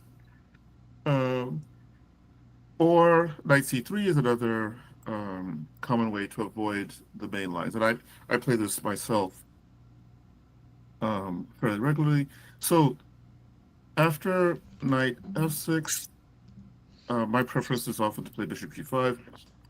Bishop e4 is a gambit line, which can be tricky. And it looks to me, just looking ahead at some of the moves here, that Torfi might have run into one of those tricks. Yeah, he did. D5. Okay. So there's a tactic here, and it's based on the underprotected D5 part. All right. Let's see if I can find it. I mean, maybe bishop f6 and queen h5 is an idea. Yes, that's the idea. And that's actually what Ronan played. And one could say, well, he's only getting his pawn back, but that's not true. He's getting his pawn back, and he has threats, and he's ahead in development. So, um, And his development was congruent to get ready to castle queenside. exactly. So So it was like he, not only development, it was like development that all goes well together to increase pressure. yes. So at this point, Torfi's in a lot of trouble.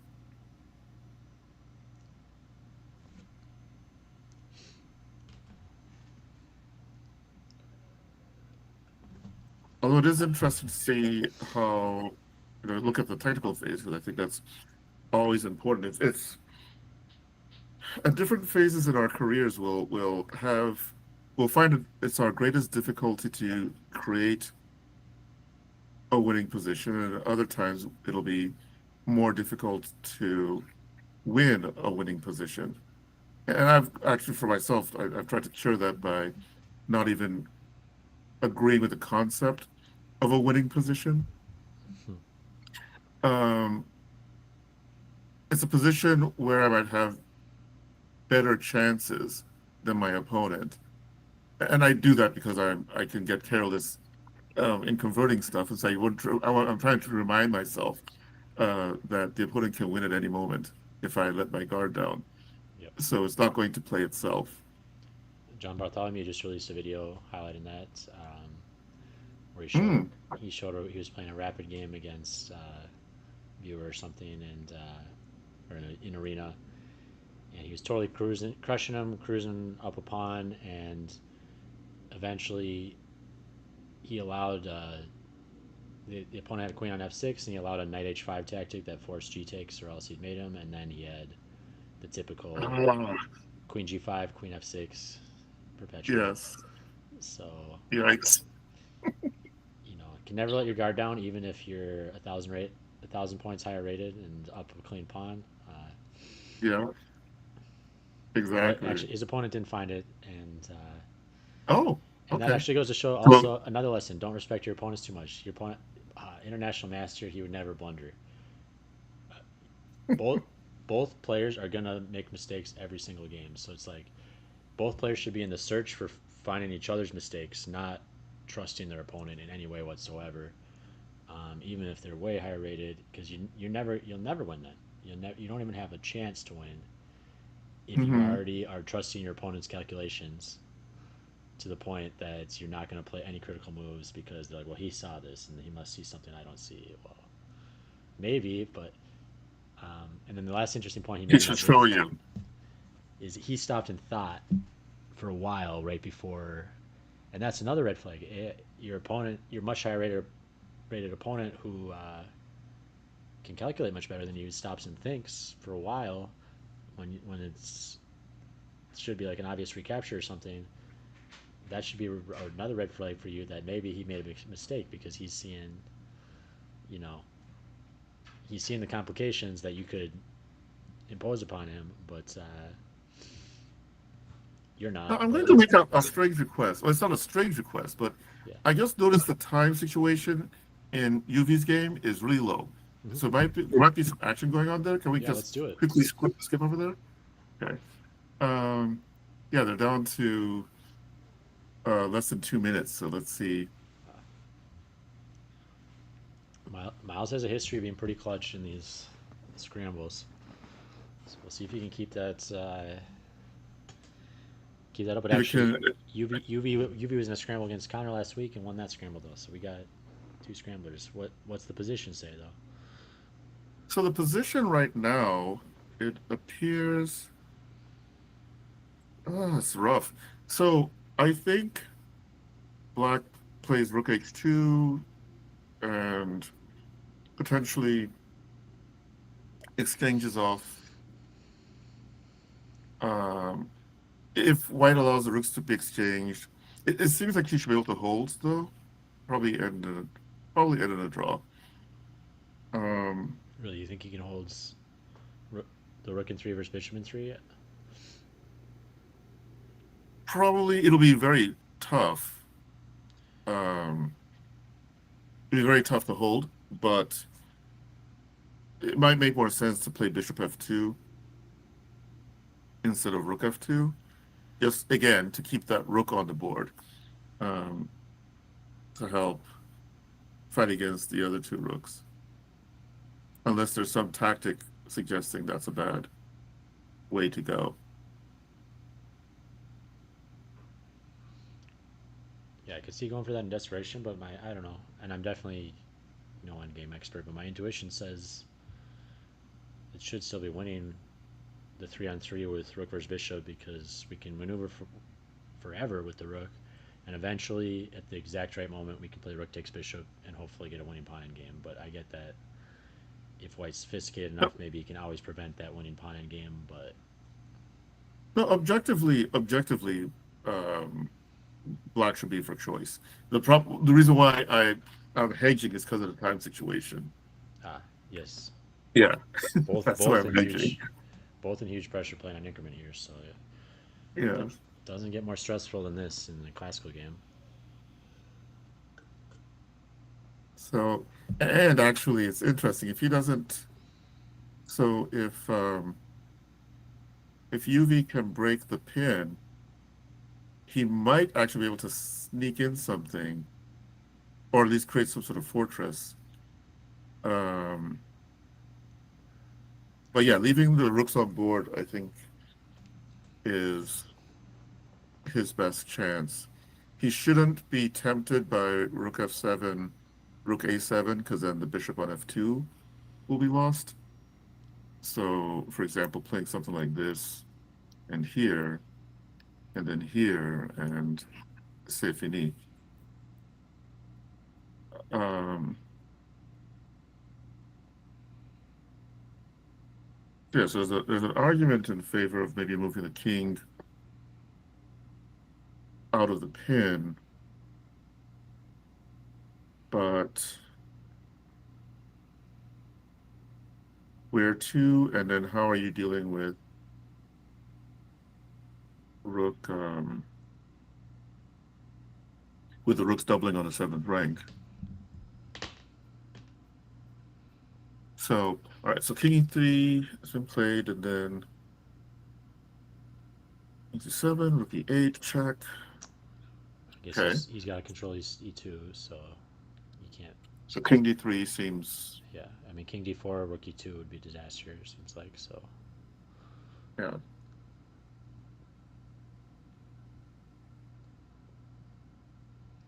Yeah, and I feel like this is why it's tough too.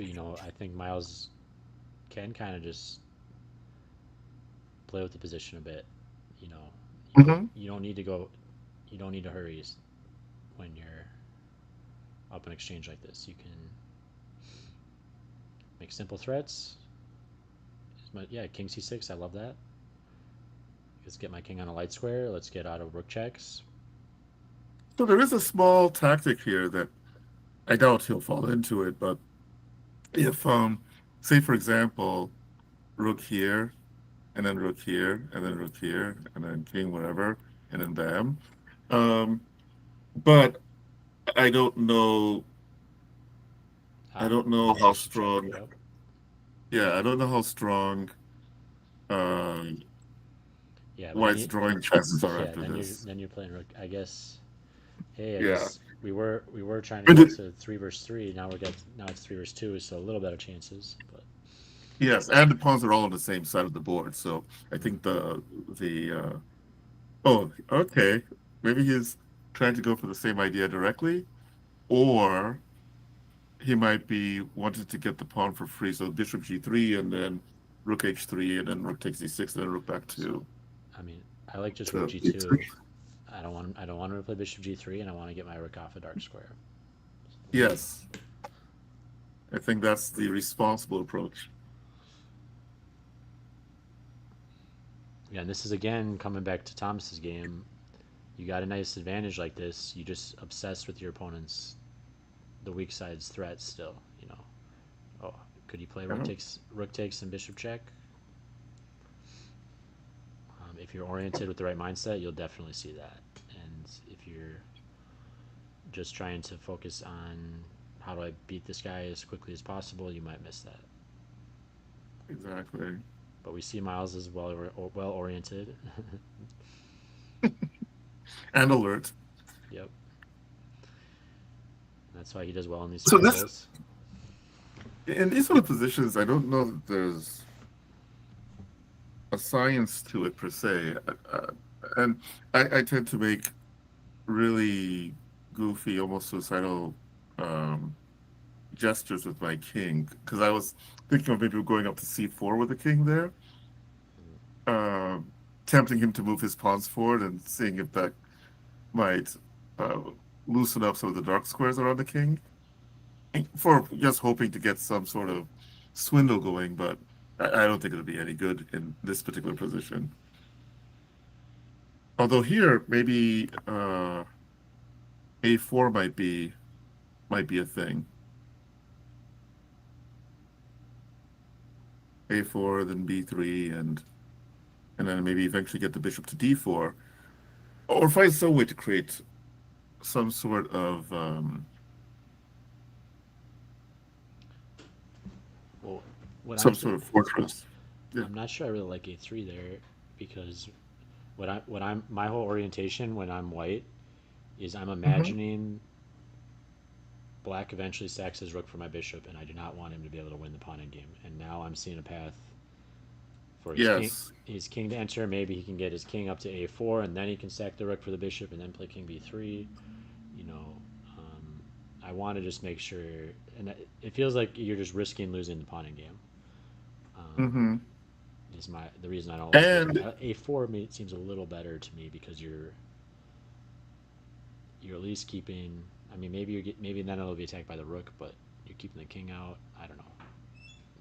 keeping the king out, and also, I mean, one of the other things is black doesn't have to hurry, right? So, black could even consider fixing all those pawns with a4. I mean, that didn't happen in the game, um, Yeah, I but like that A4. might be. Yeah. What you play? Oh, he did play Yep, A4. he played it. Yeah, it's just Yeah, he since played you a4. don't want to trade any pawns, and now I'm feeling now I'm starting to feel a lot more comfortable about trading a pair of rooks and not needing to um, make threats with the rooks because I think I'll probably be able to sack my rook for the bishop and win this in some way with Hmm. with the pawns in this formation now, but maybe not. I'm actually almost thinking, well, we mentioned being patient, that maybe b5 is a consideration Yeah, for black. Let's put everything down. Okay, so and he there's plays it. b5. Yep. You're clairvoyant. Well, either that or Miles is just focused on what bad move would okay play here. No, I'm just kidding. Uh, it's, no, but it makes sense. So, assuming you're not going to win straight away, it makes sense to um, fix. So, if you look ahead to the position, say we might be exchanging off a pair of rooks, then it's usually good to keep your opponent's pawns on the same color of their bishop. If you can fix them like they are now on the queen side, even better. I believe Miles has found a maneuver to exchange off everything. And there might be a point where he'd want to use some patience. So let's say we fast forward and say this happens, and then check, and then here, and then here, right? Yep. Now, um, it might be important to calculate, am I quick enough to exchange off everything here? You gotta be. Let's see though. Rook take. Okay, let's just imagine rook takes, rook So takes, rook rook takes, takes rook takes, king takes. and here. And yeah, by my count, Yeah, and now you're just getting into G3 or B3. I yep. mean, but yeah, I see what you So mean. I see what you mean. You might want to make an maintain the pin so you can bring the king in faster. But White could also maybe play rook f5, just saying, okay, take it now or never. well, Not actually, if he plays rook f5, so if we go to that position, right, and oh, this is on the board now, so he can actually play rook h to h2, yeah. and create that position we just looked at. But if we go into the line if we go into the line here, say here, there, and say he plays rook f5, then I think you can just go ahead and exchange because it's the same. It's materially the same position after this. Yeah, we can just also imagine too, if we could take these pawns and pull them back to a2 and b3, this would just be a lot more. Yes. It'd be a lot more difficult for black to win this. And then Yes. we can also imagine, well, we're worried about a3 shattering our pawn structures. We can also imagine if they played a3 and we played b3 pushing past that. Hmm. It's not awesome. I don't love it, but I like it a lot better than this. Oh, this one is now. Uh, so it looks like he played. Okay, so it goes there, and so he won a pawn, but left pieces on board.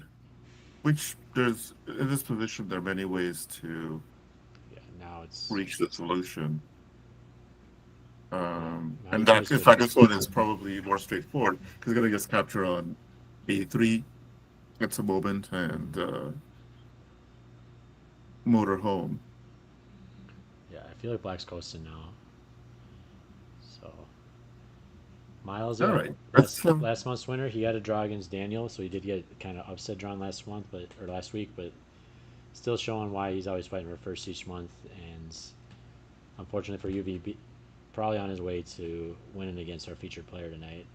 So, but we'll see how it finishes. And we do have one game. Yeah, we haven't covered it all against just yes, to mention. Jason versus Oh, Norman. actually, two Oh games. wow. We also have Connor against Daniel.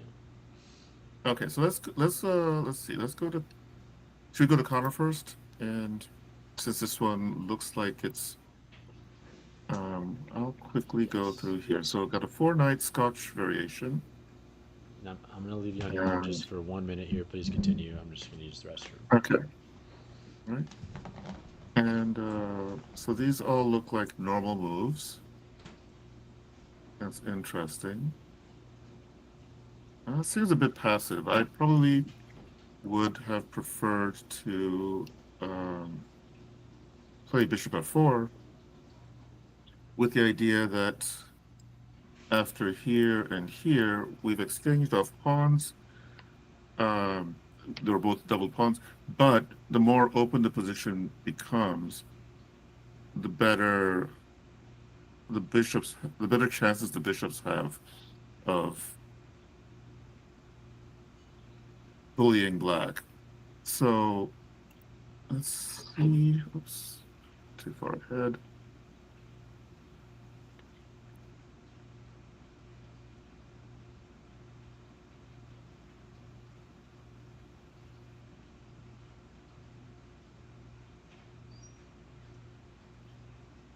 Okay. So that seems a little bit weakening, but maybe it's not too bad. And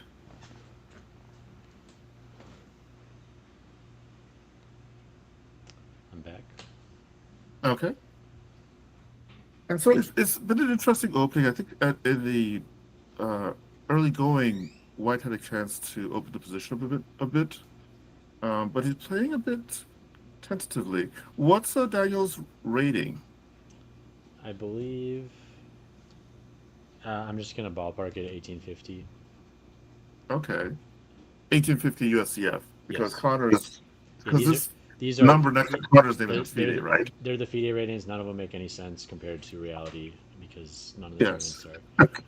Yeah, you'll see people like 10 points apart, but really they're 200 points apart. Okay. So yeah, All right. this is a big differential. We got Connor at 2150 plus, and we got Daniel at probably around 1850. So definitely Okay. Connor And that expected makes to some win. sense because some of his moves have been a bit tentative to me. Daniel's. This and everyone knows Connor. Miles won last month, but Connor really wins a lot. So everyone knows he's good. Everyone's nervous. Yeah, you even Now, see. in this position, I'm wondering. Oh, maybe the rook gets trapped in there. I was looking at this initially, Oh, interesting. uh, thinking if that made sense, but maybe a5 is um, sufficiently unfriendly after maybe something like this and Yeah, that, this. that rook's running out of squares. Yes, okay. So that probably explains why Daniel played that instead to allow his zone rook to get out, Hmm. and then he doubles.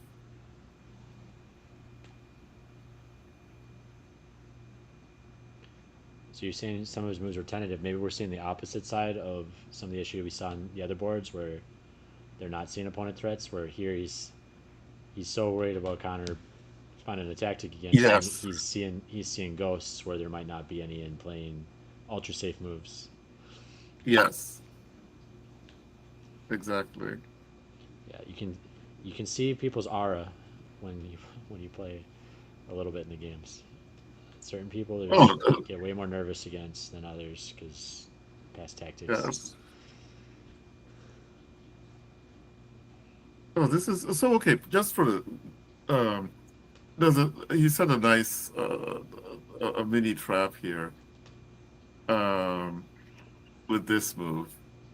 Just to point it out to the audience in case they hadn't noticed, the idea was that if Connor were to capture there, all of a sudden he's down a rook. Yeah, that would be shocking. Of course, Connor would not be falling for that, and so I guess I'll just mention that small trick there. Yeah, that would work against me, Daniel, but it's not going to work against Connor. But it's still worth trying. You never Yeah, know, yeah, yeah. No, right? exactly. Can't respect the higher rateds. Gotta. Yes. And yeah, Connor definitely blunders still a good amount, less than most of us, but he's no stockfish. No. I've met Stockfish, and he's no Stockfish. No, this is. I wonder how many people are old enough to know that reference. Um, I don't know the full reference, but it still sounded funny to me. it was from it was a vice presidential debate back in the day. Ah, Back in the so yeah, 80s. I'm not well read enough to watch the presidential debates. Yeah. Plus, I was born in 1988, so I'm. Yeah, so in fact, I think it was literally before your time, if I remember properly, because it might have been during the.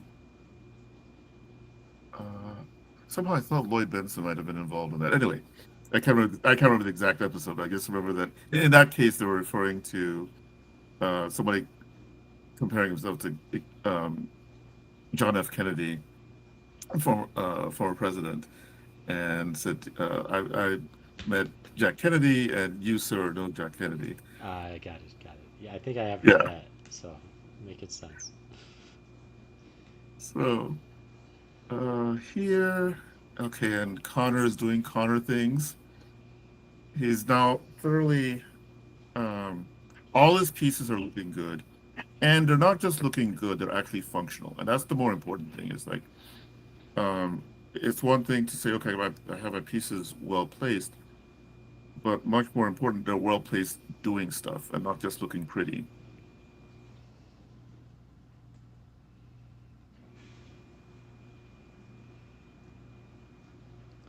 So I'm sure you Uh, have like, um, a good amount of experience with this dynamic yourself. How does it make you feel psychologically if your opponent you can tell is nervous and playing timid moves compared to somebody you really can tell is really just coming for you, even if they're a lot lower rated? oh, I think, and I can't speak for all high rated players, but I suspect that when a lower rated player gives a higher rated player too much respect, that actually boosts the higher rated player's rating advantage. Um, Makes sense. I feel, yeah, I feel a lot better if I'm not getting, if A, I'm not getting punched in the face, and B, they seem to have no interest in punching me in the face, metaphorically speaking, of course. Yes. Um, then I can just, create my plans and uh, have all the time in the world. Well, if I know the person is actively trying to hurt me, I become a bit more careful and never feel fully relaxed. And I think within the realm of the normal rules, you want to create as many problems for your opponent as you can Hmm. to improve your chances of winning. Yeah, it's a tough dynamic though too because sometimes the problem when you're playing high rated players is you might think you're complicating the position and it's getting really complex, but it might be just child's play to them. Like this is these are not real complications, buddy. Sorry. Uh, Yes. G, I, G. I think I, we see yeah. G4 Eddie's G4 G5 comes to mind tonight. Like that might look scary, but a master's just gonna be like, buddy, sorry, your king's looking terrible. This is a Mhm. waste of time. Like, uh, you may think you're mixing it up here, but really you're making it easier on me. Yeah, I'm trying to remember who it was. I think it was Grandmaster Larry Evans who made a comment along the lines of one of the best ways to defeat a lower rated player is to give them the impression that they might be winning. Um, well, how does that work? Well, they'll come out of their shell because now they're going to, I don't know, do the job to you, and that's exactly what the stronger player is waiting because they figure they'll be able to mix it up better than you can. Well, maybe you gotta Right. you gotta So practice your scared looks and like make a little bit of eye contact. Like pretend like you see something. Maybe. I suppose those those tactics have been found useful at times.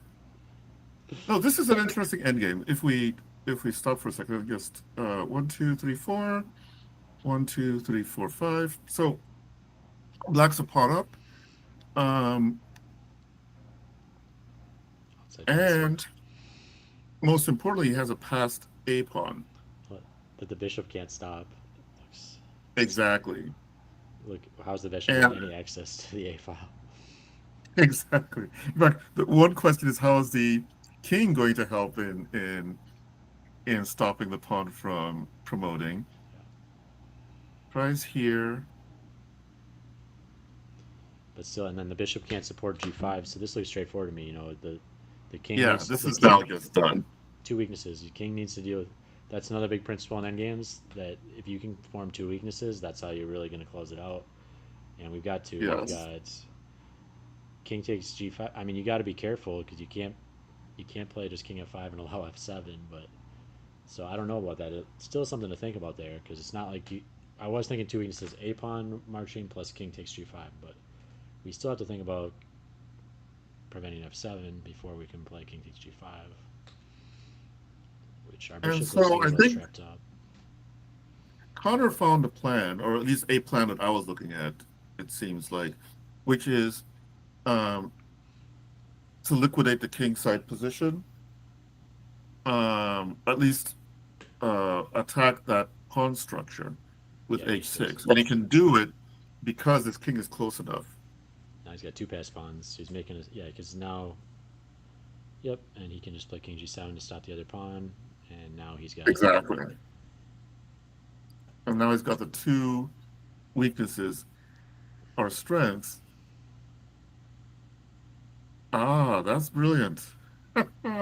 So, meanwhile, um, Mr. Sankey isn't messing around either and has found himself in a drawn position. wow, This is great. This is awesome. crazy. This is awesome. So, Daniel is really making it happen, dude. He just drew Miles and now he drew Connor.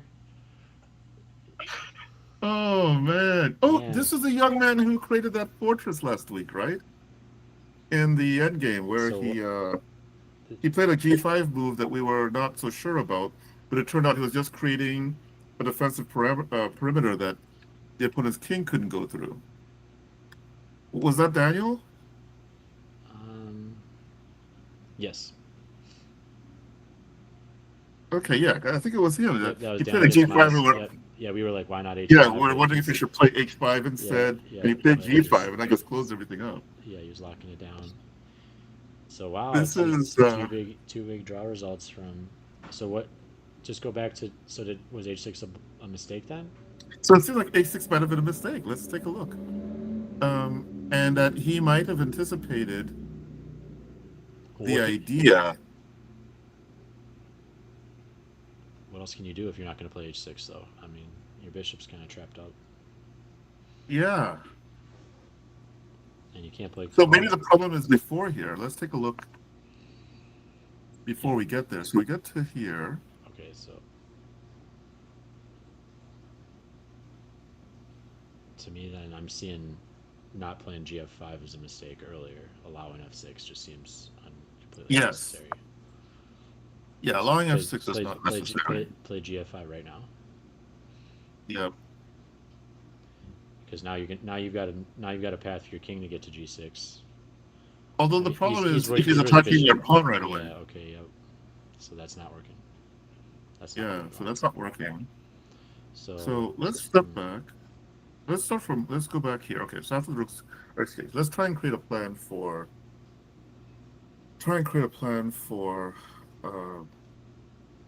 for black. And of course, this is the assumption that black is even winning here, but so king f7, f4, um, bishop in,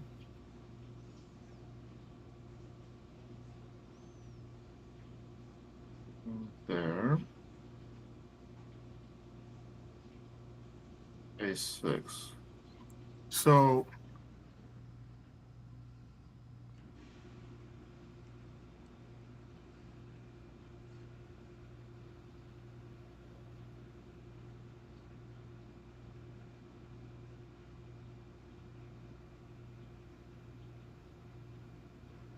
that's where he plays here and then goes back, which he probably needs to consider king f7 instead of king e7.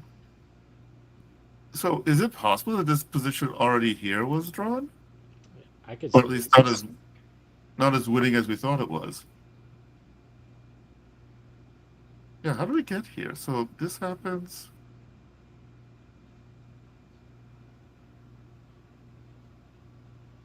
Oh, oh, that's what happened. He should have played rook c3, I think. Maybe. Yeah, rook c3, I think. Maybe he's starting to worry about rook checks a little bit.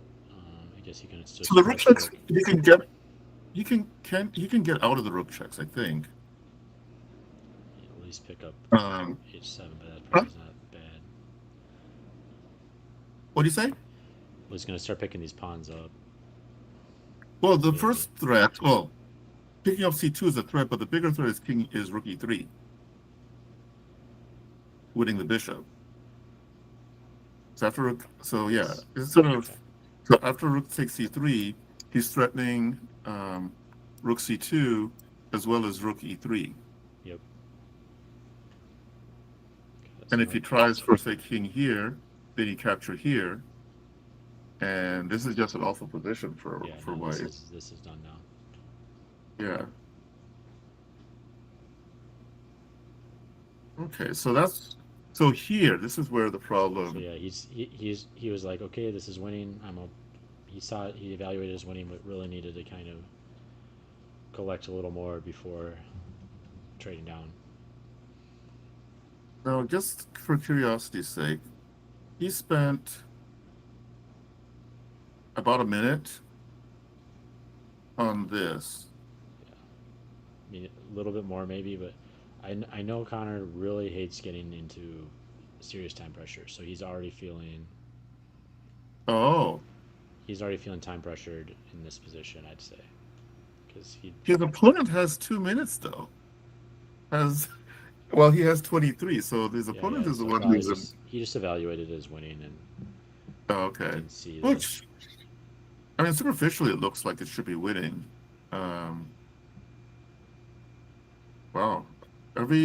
every week I'm getting more and more impressed. So yeah, this position maybe has to play king f7 and admit that he can't force his way through. Um, oh, actually, uh, I mean, I think it's still probably drawn now that we know the plan, but maybe to create more problems, um, king f7, king g7, and then h5. And then after exchanging, then see if you can kind of triangulate back to f6 and f5. But I don't see how black can force progress. Wow, so that's really good. This is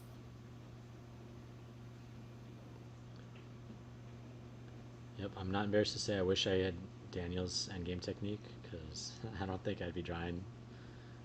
Well, I could draw the position against Miles. I don't know about this one against Connor.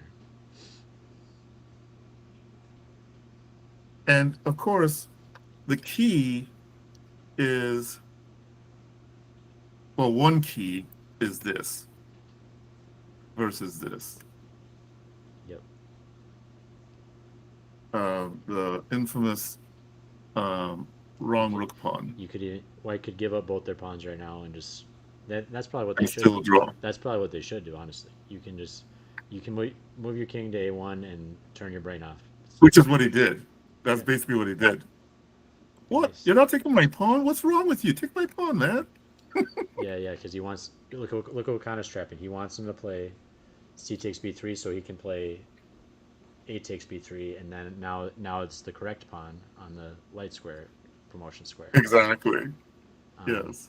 although here's one thing: this only works with edge pawns, just so you guys know. So don't bail into an ending. Just so say Connor had a c pawn to finish here.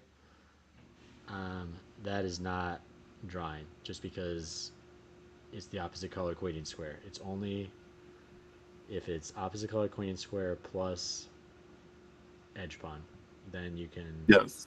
But this is a very common draw. This happens, I would say, in practice all the time. Um, it's something that strong players aim for, and they know is a draw, and it is a good way to bail out sometimes. So It looks like the one game we haven't looked at was also a big um upset. yeah, it looks like yeah, definitely. So Jason's an expert. I mean, he's not expert rated at the moment, but he has crossed 2,000, so he's a very strong player.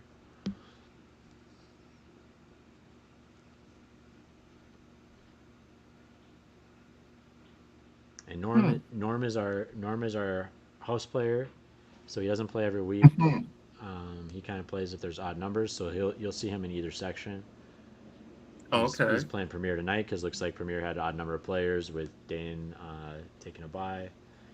But sometimes you'll also see Norm in the open section, and then sometimes you won't see him at all if there was an even number of players. So we really appreciate Norm filling that role. He's also the tournament director for the open section, the lower section. Oh, So okay. Nathan TD's the upper, Norm TD's the lower. Um, at least as the official TD, and yeah, and he's also our every game Stonewall player. So Yeah, apparently. he likes his pawns on the light squares, and yeah, when you mentioned Stonewall Dutch earlier, I was thinking, who would ever want to play that as black? Because we see how bad these dark square bishops get in when you get the white pieces. So if you're going to set that structure up with the Mhm. black pieces, how bad is your piece going to be, man? So it's actually interesting, and maybe a discussion for a different day since we're running a Yeah, bit yeah, behind on time. But just in general, yeah, with the Dutch, with the Stonewall Dutch, the black's light square bishop light square. often isn't happy if black doesn't know how to make it happy. Mm-hmm. Similar to the situation with the light square bishop in the French, and how the dark square bishop in the bird or Stonewall setup for white. Where in this position you can see Norman, based probably he's very experienced in these positions, knows to um, make sure his bishop has light Um, Yeah, and Norm's a strong player himself. 1650, 1700, or maybe even slightly higher. So he's I remember him in the past upsetting UV. Um, mm, you know, wow. Norm is He's definitely the underdog in most of his pairings, but he's not one to mess with either. If you relax, he's he's seeing his opponent's mistakes. He's not respecting his wow. opponents. You can tell um, he's not going to beat himself.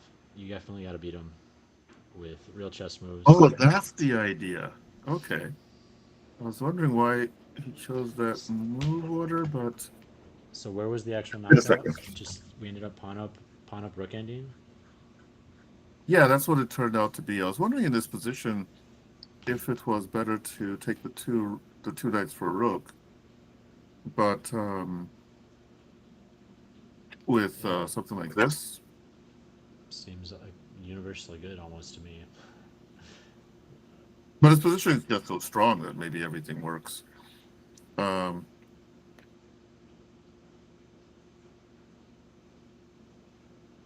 And yeah, I can't complain with this technique either.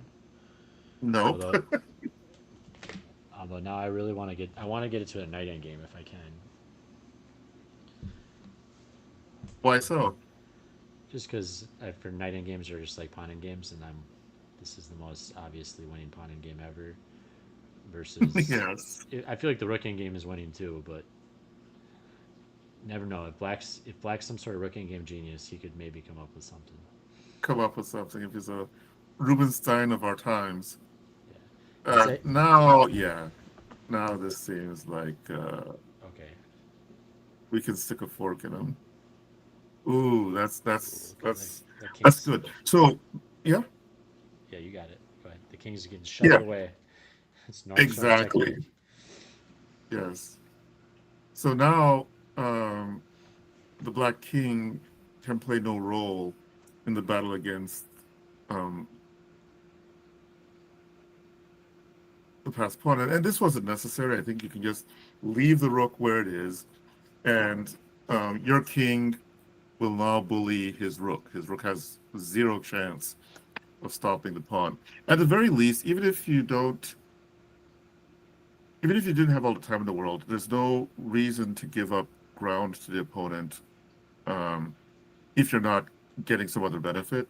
And so this, while not losing, um, is not it's not necessary. Now it just gives him um, optimism. Unless, of course, if you're purposely just trying to play with your opponent, toy with him, that's a different thing. But okay, Yeah. If you're doing that when you're about to have a huge upset, that's bold. yes, and Usually I'm like if I'm growing up, I'm like handshaking, like you know, don't mess this up. yes. Growing up, I was many times admonished for playing with my food, and this is one situation you don't want to be playing with your food. You take it when it's given. So okay, so but he got he Wow, this definitely is showed out. closer than I think. That I wouldn't like to get. I guess he's already controlling the key square with his pawns, so Yes, the king can never yeah. get to. And that's the important part to draw the pawn in game. If the king can ever get to G8, you Hmm. think maybe get to H8. No, really the key square is the knight square. If you can, Yes. if you can, if and that's a great way to draw too in your games. Not in a position like this, but if you can calculate a force variation where you can eventually run your king back to G8, it's going to be a draw. And then especially like if you're trying to keep their king locked in, you're trying to do stuff. It's more mindless. So if you can see, I'm just going to race there. Then it's the same thing as the bishop strategy. Exact same strategy. Once you get your king to G8, you just shuffle back and forth for the rest of the game. You can turn your brain off. Yes. And yeah, draw. Yeah. The nice part about endgames is you don't have to get really good at endgames to get OK's level. You got to learn how to win all these endgames because that's how you got to find all these only moves to close these out. But the defensive side a lot of times can just try to play active move, super active moves, check the king as much as possible, counterattack pawns, right?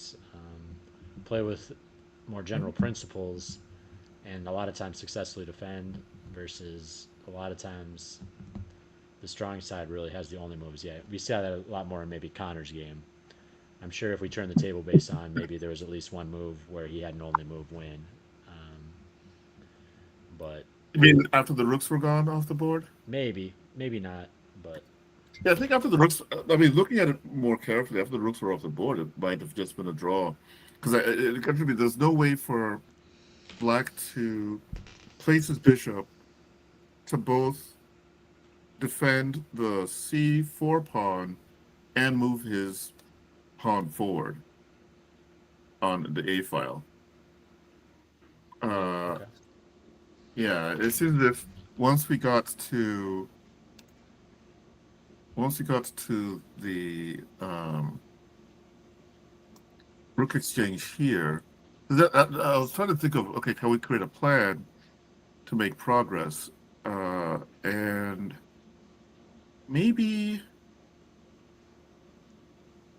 maybe at this moment, if we could, that's asking a lot. If we could find a way to convince his king to move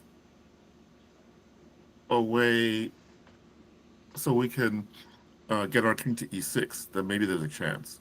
But there's no way to force that. mm-hmm. So say, for example, if Bishop e7, Bishop e7, he'll play king e5. King takes c4 will be a yes, giant blunder because he'll just drop right back and skewer his bishop. yes. So yeah, in fact, the position I was even looking at doesn't even work in because the king is already back of the back rank. So one of the interesting things that we rushed over it, we didn't. I should say we rushed over it, but we didn't go move by move here. Is that with this rook exchange, if you just stop here, you don't know anything else about who's playing and what's going on. If not for the extra pawn, white would be much better. And this is one of the more difficult parts of a game is a transition from the middle game to the ending. Um, both sides have a bishop. At the moment, white's bishop isn't too active, and technically looks like it's a bit bad, but you can play f4 and then it has life. Black's bishop is not exactly a fireball of energy either at the moment, but he does have a passed a pod. Does it has a pod that's going to promote on a dark square. The biggest issue, and the reason why white's able to hold this a pawn down, is his king is so much better placed than black's king. And that's because of the way the rook exchange went down. That the g5 clamp is ended up being really nice too. If we Yes, if we wind way back in time, could Connor have prevented that g5 clamp? Because let's see. that turned out Let's to go back. matter a lot. So here, and this is where g5 was played. Okay, so it's not really.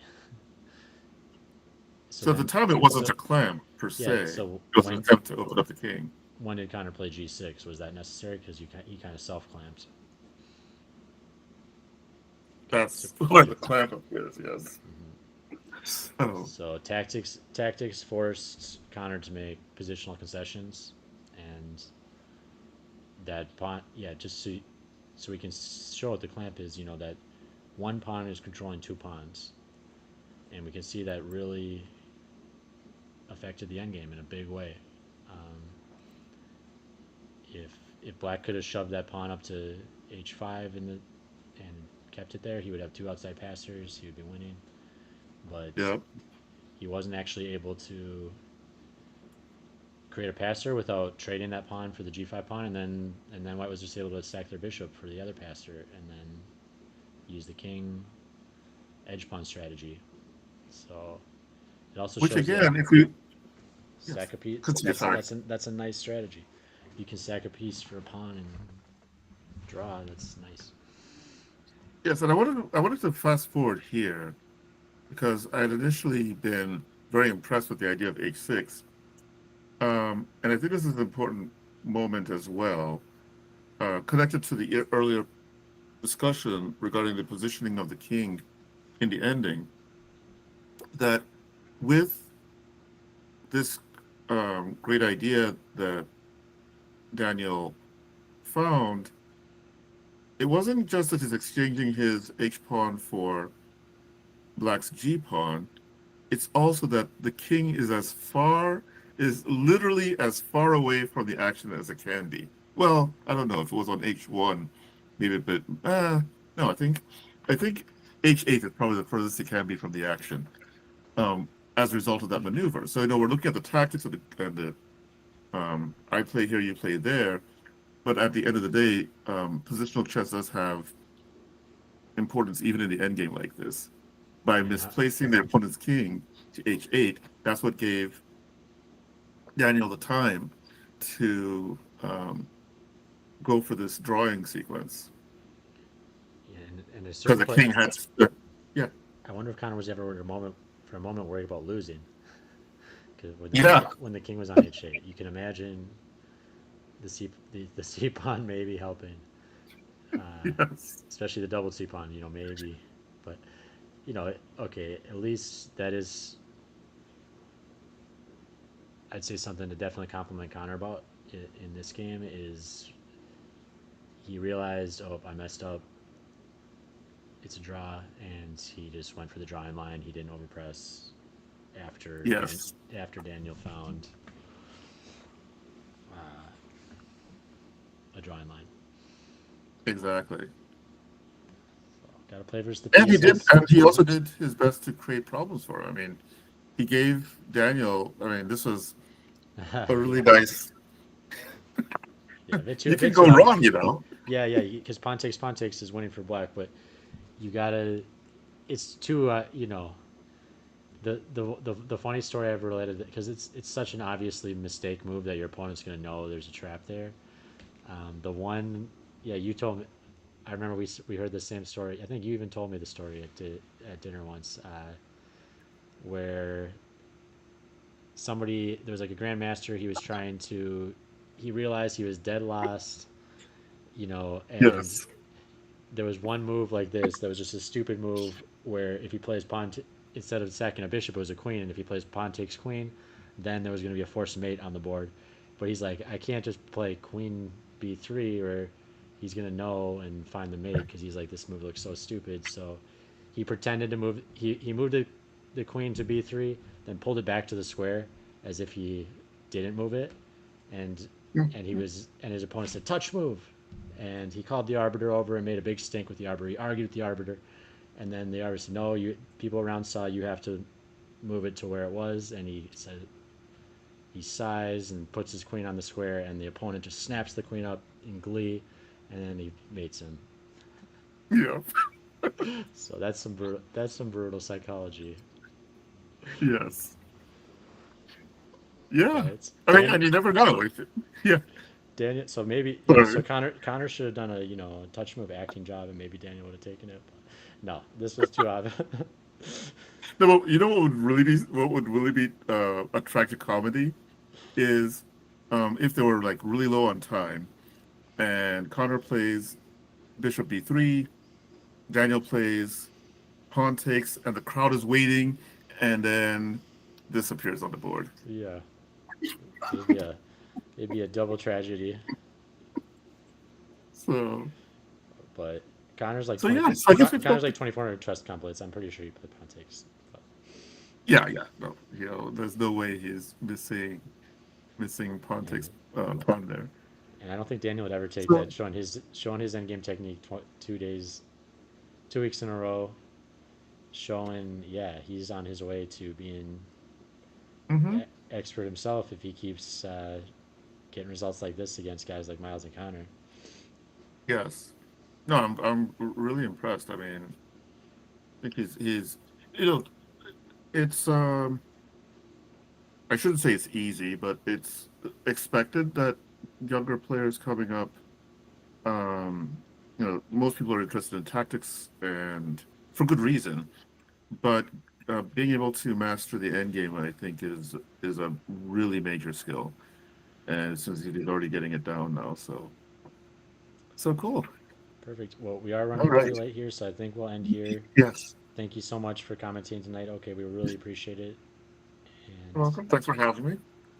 final announcement: we will have OK back next week, so we get them 3 weeks in a row. So viewers, make sure you guys tune in next week. Get the same commentary team we have tonight, and hopefully get some exciting games. We definitely had some awesome games tonight. So thank you so much. See you Goodbye. guys next week.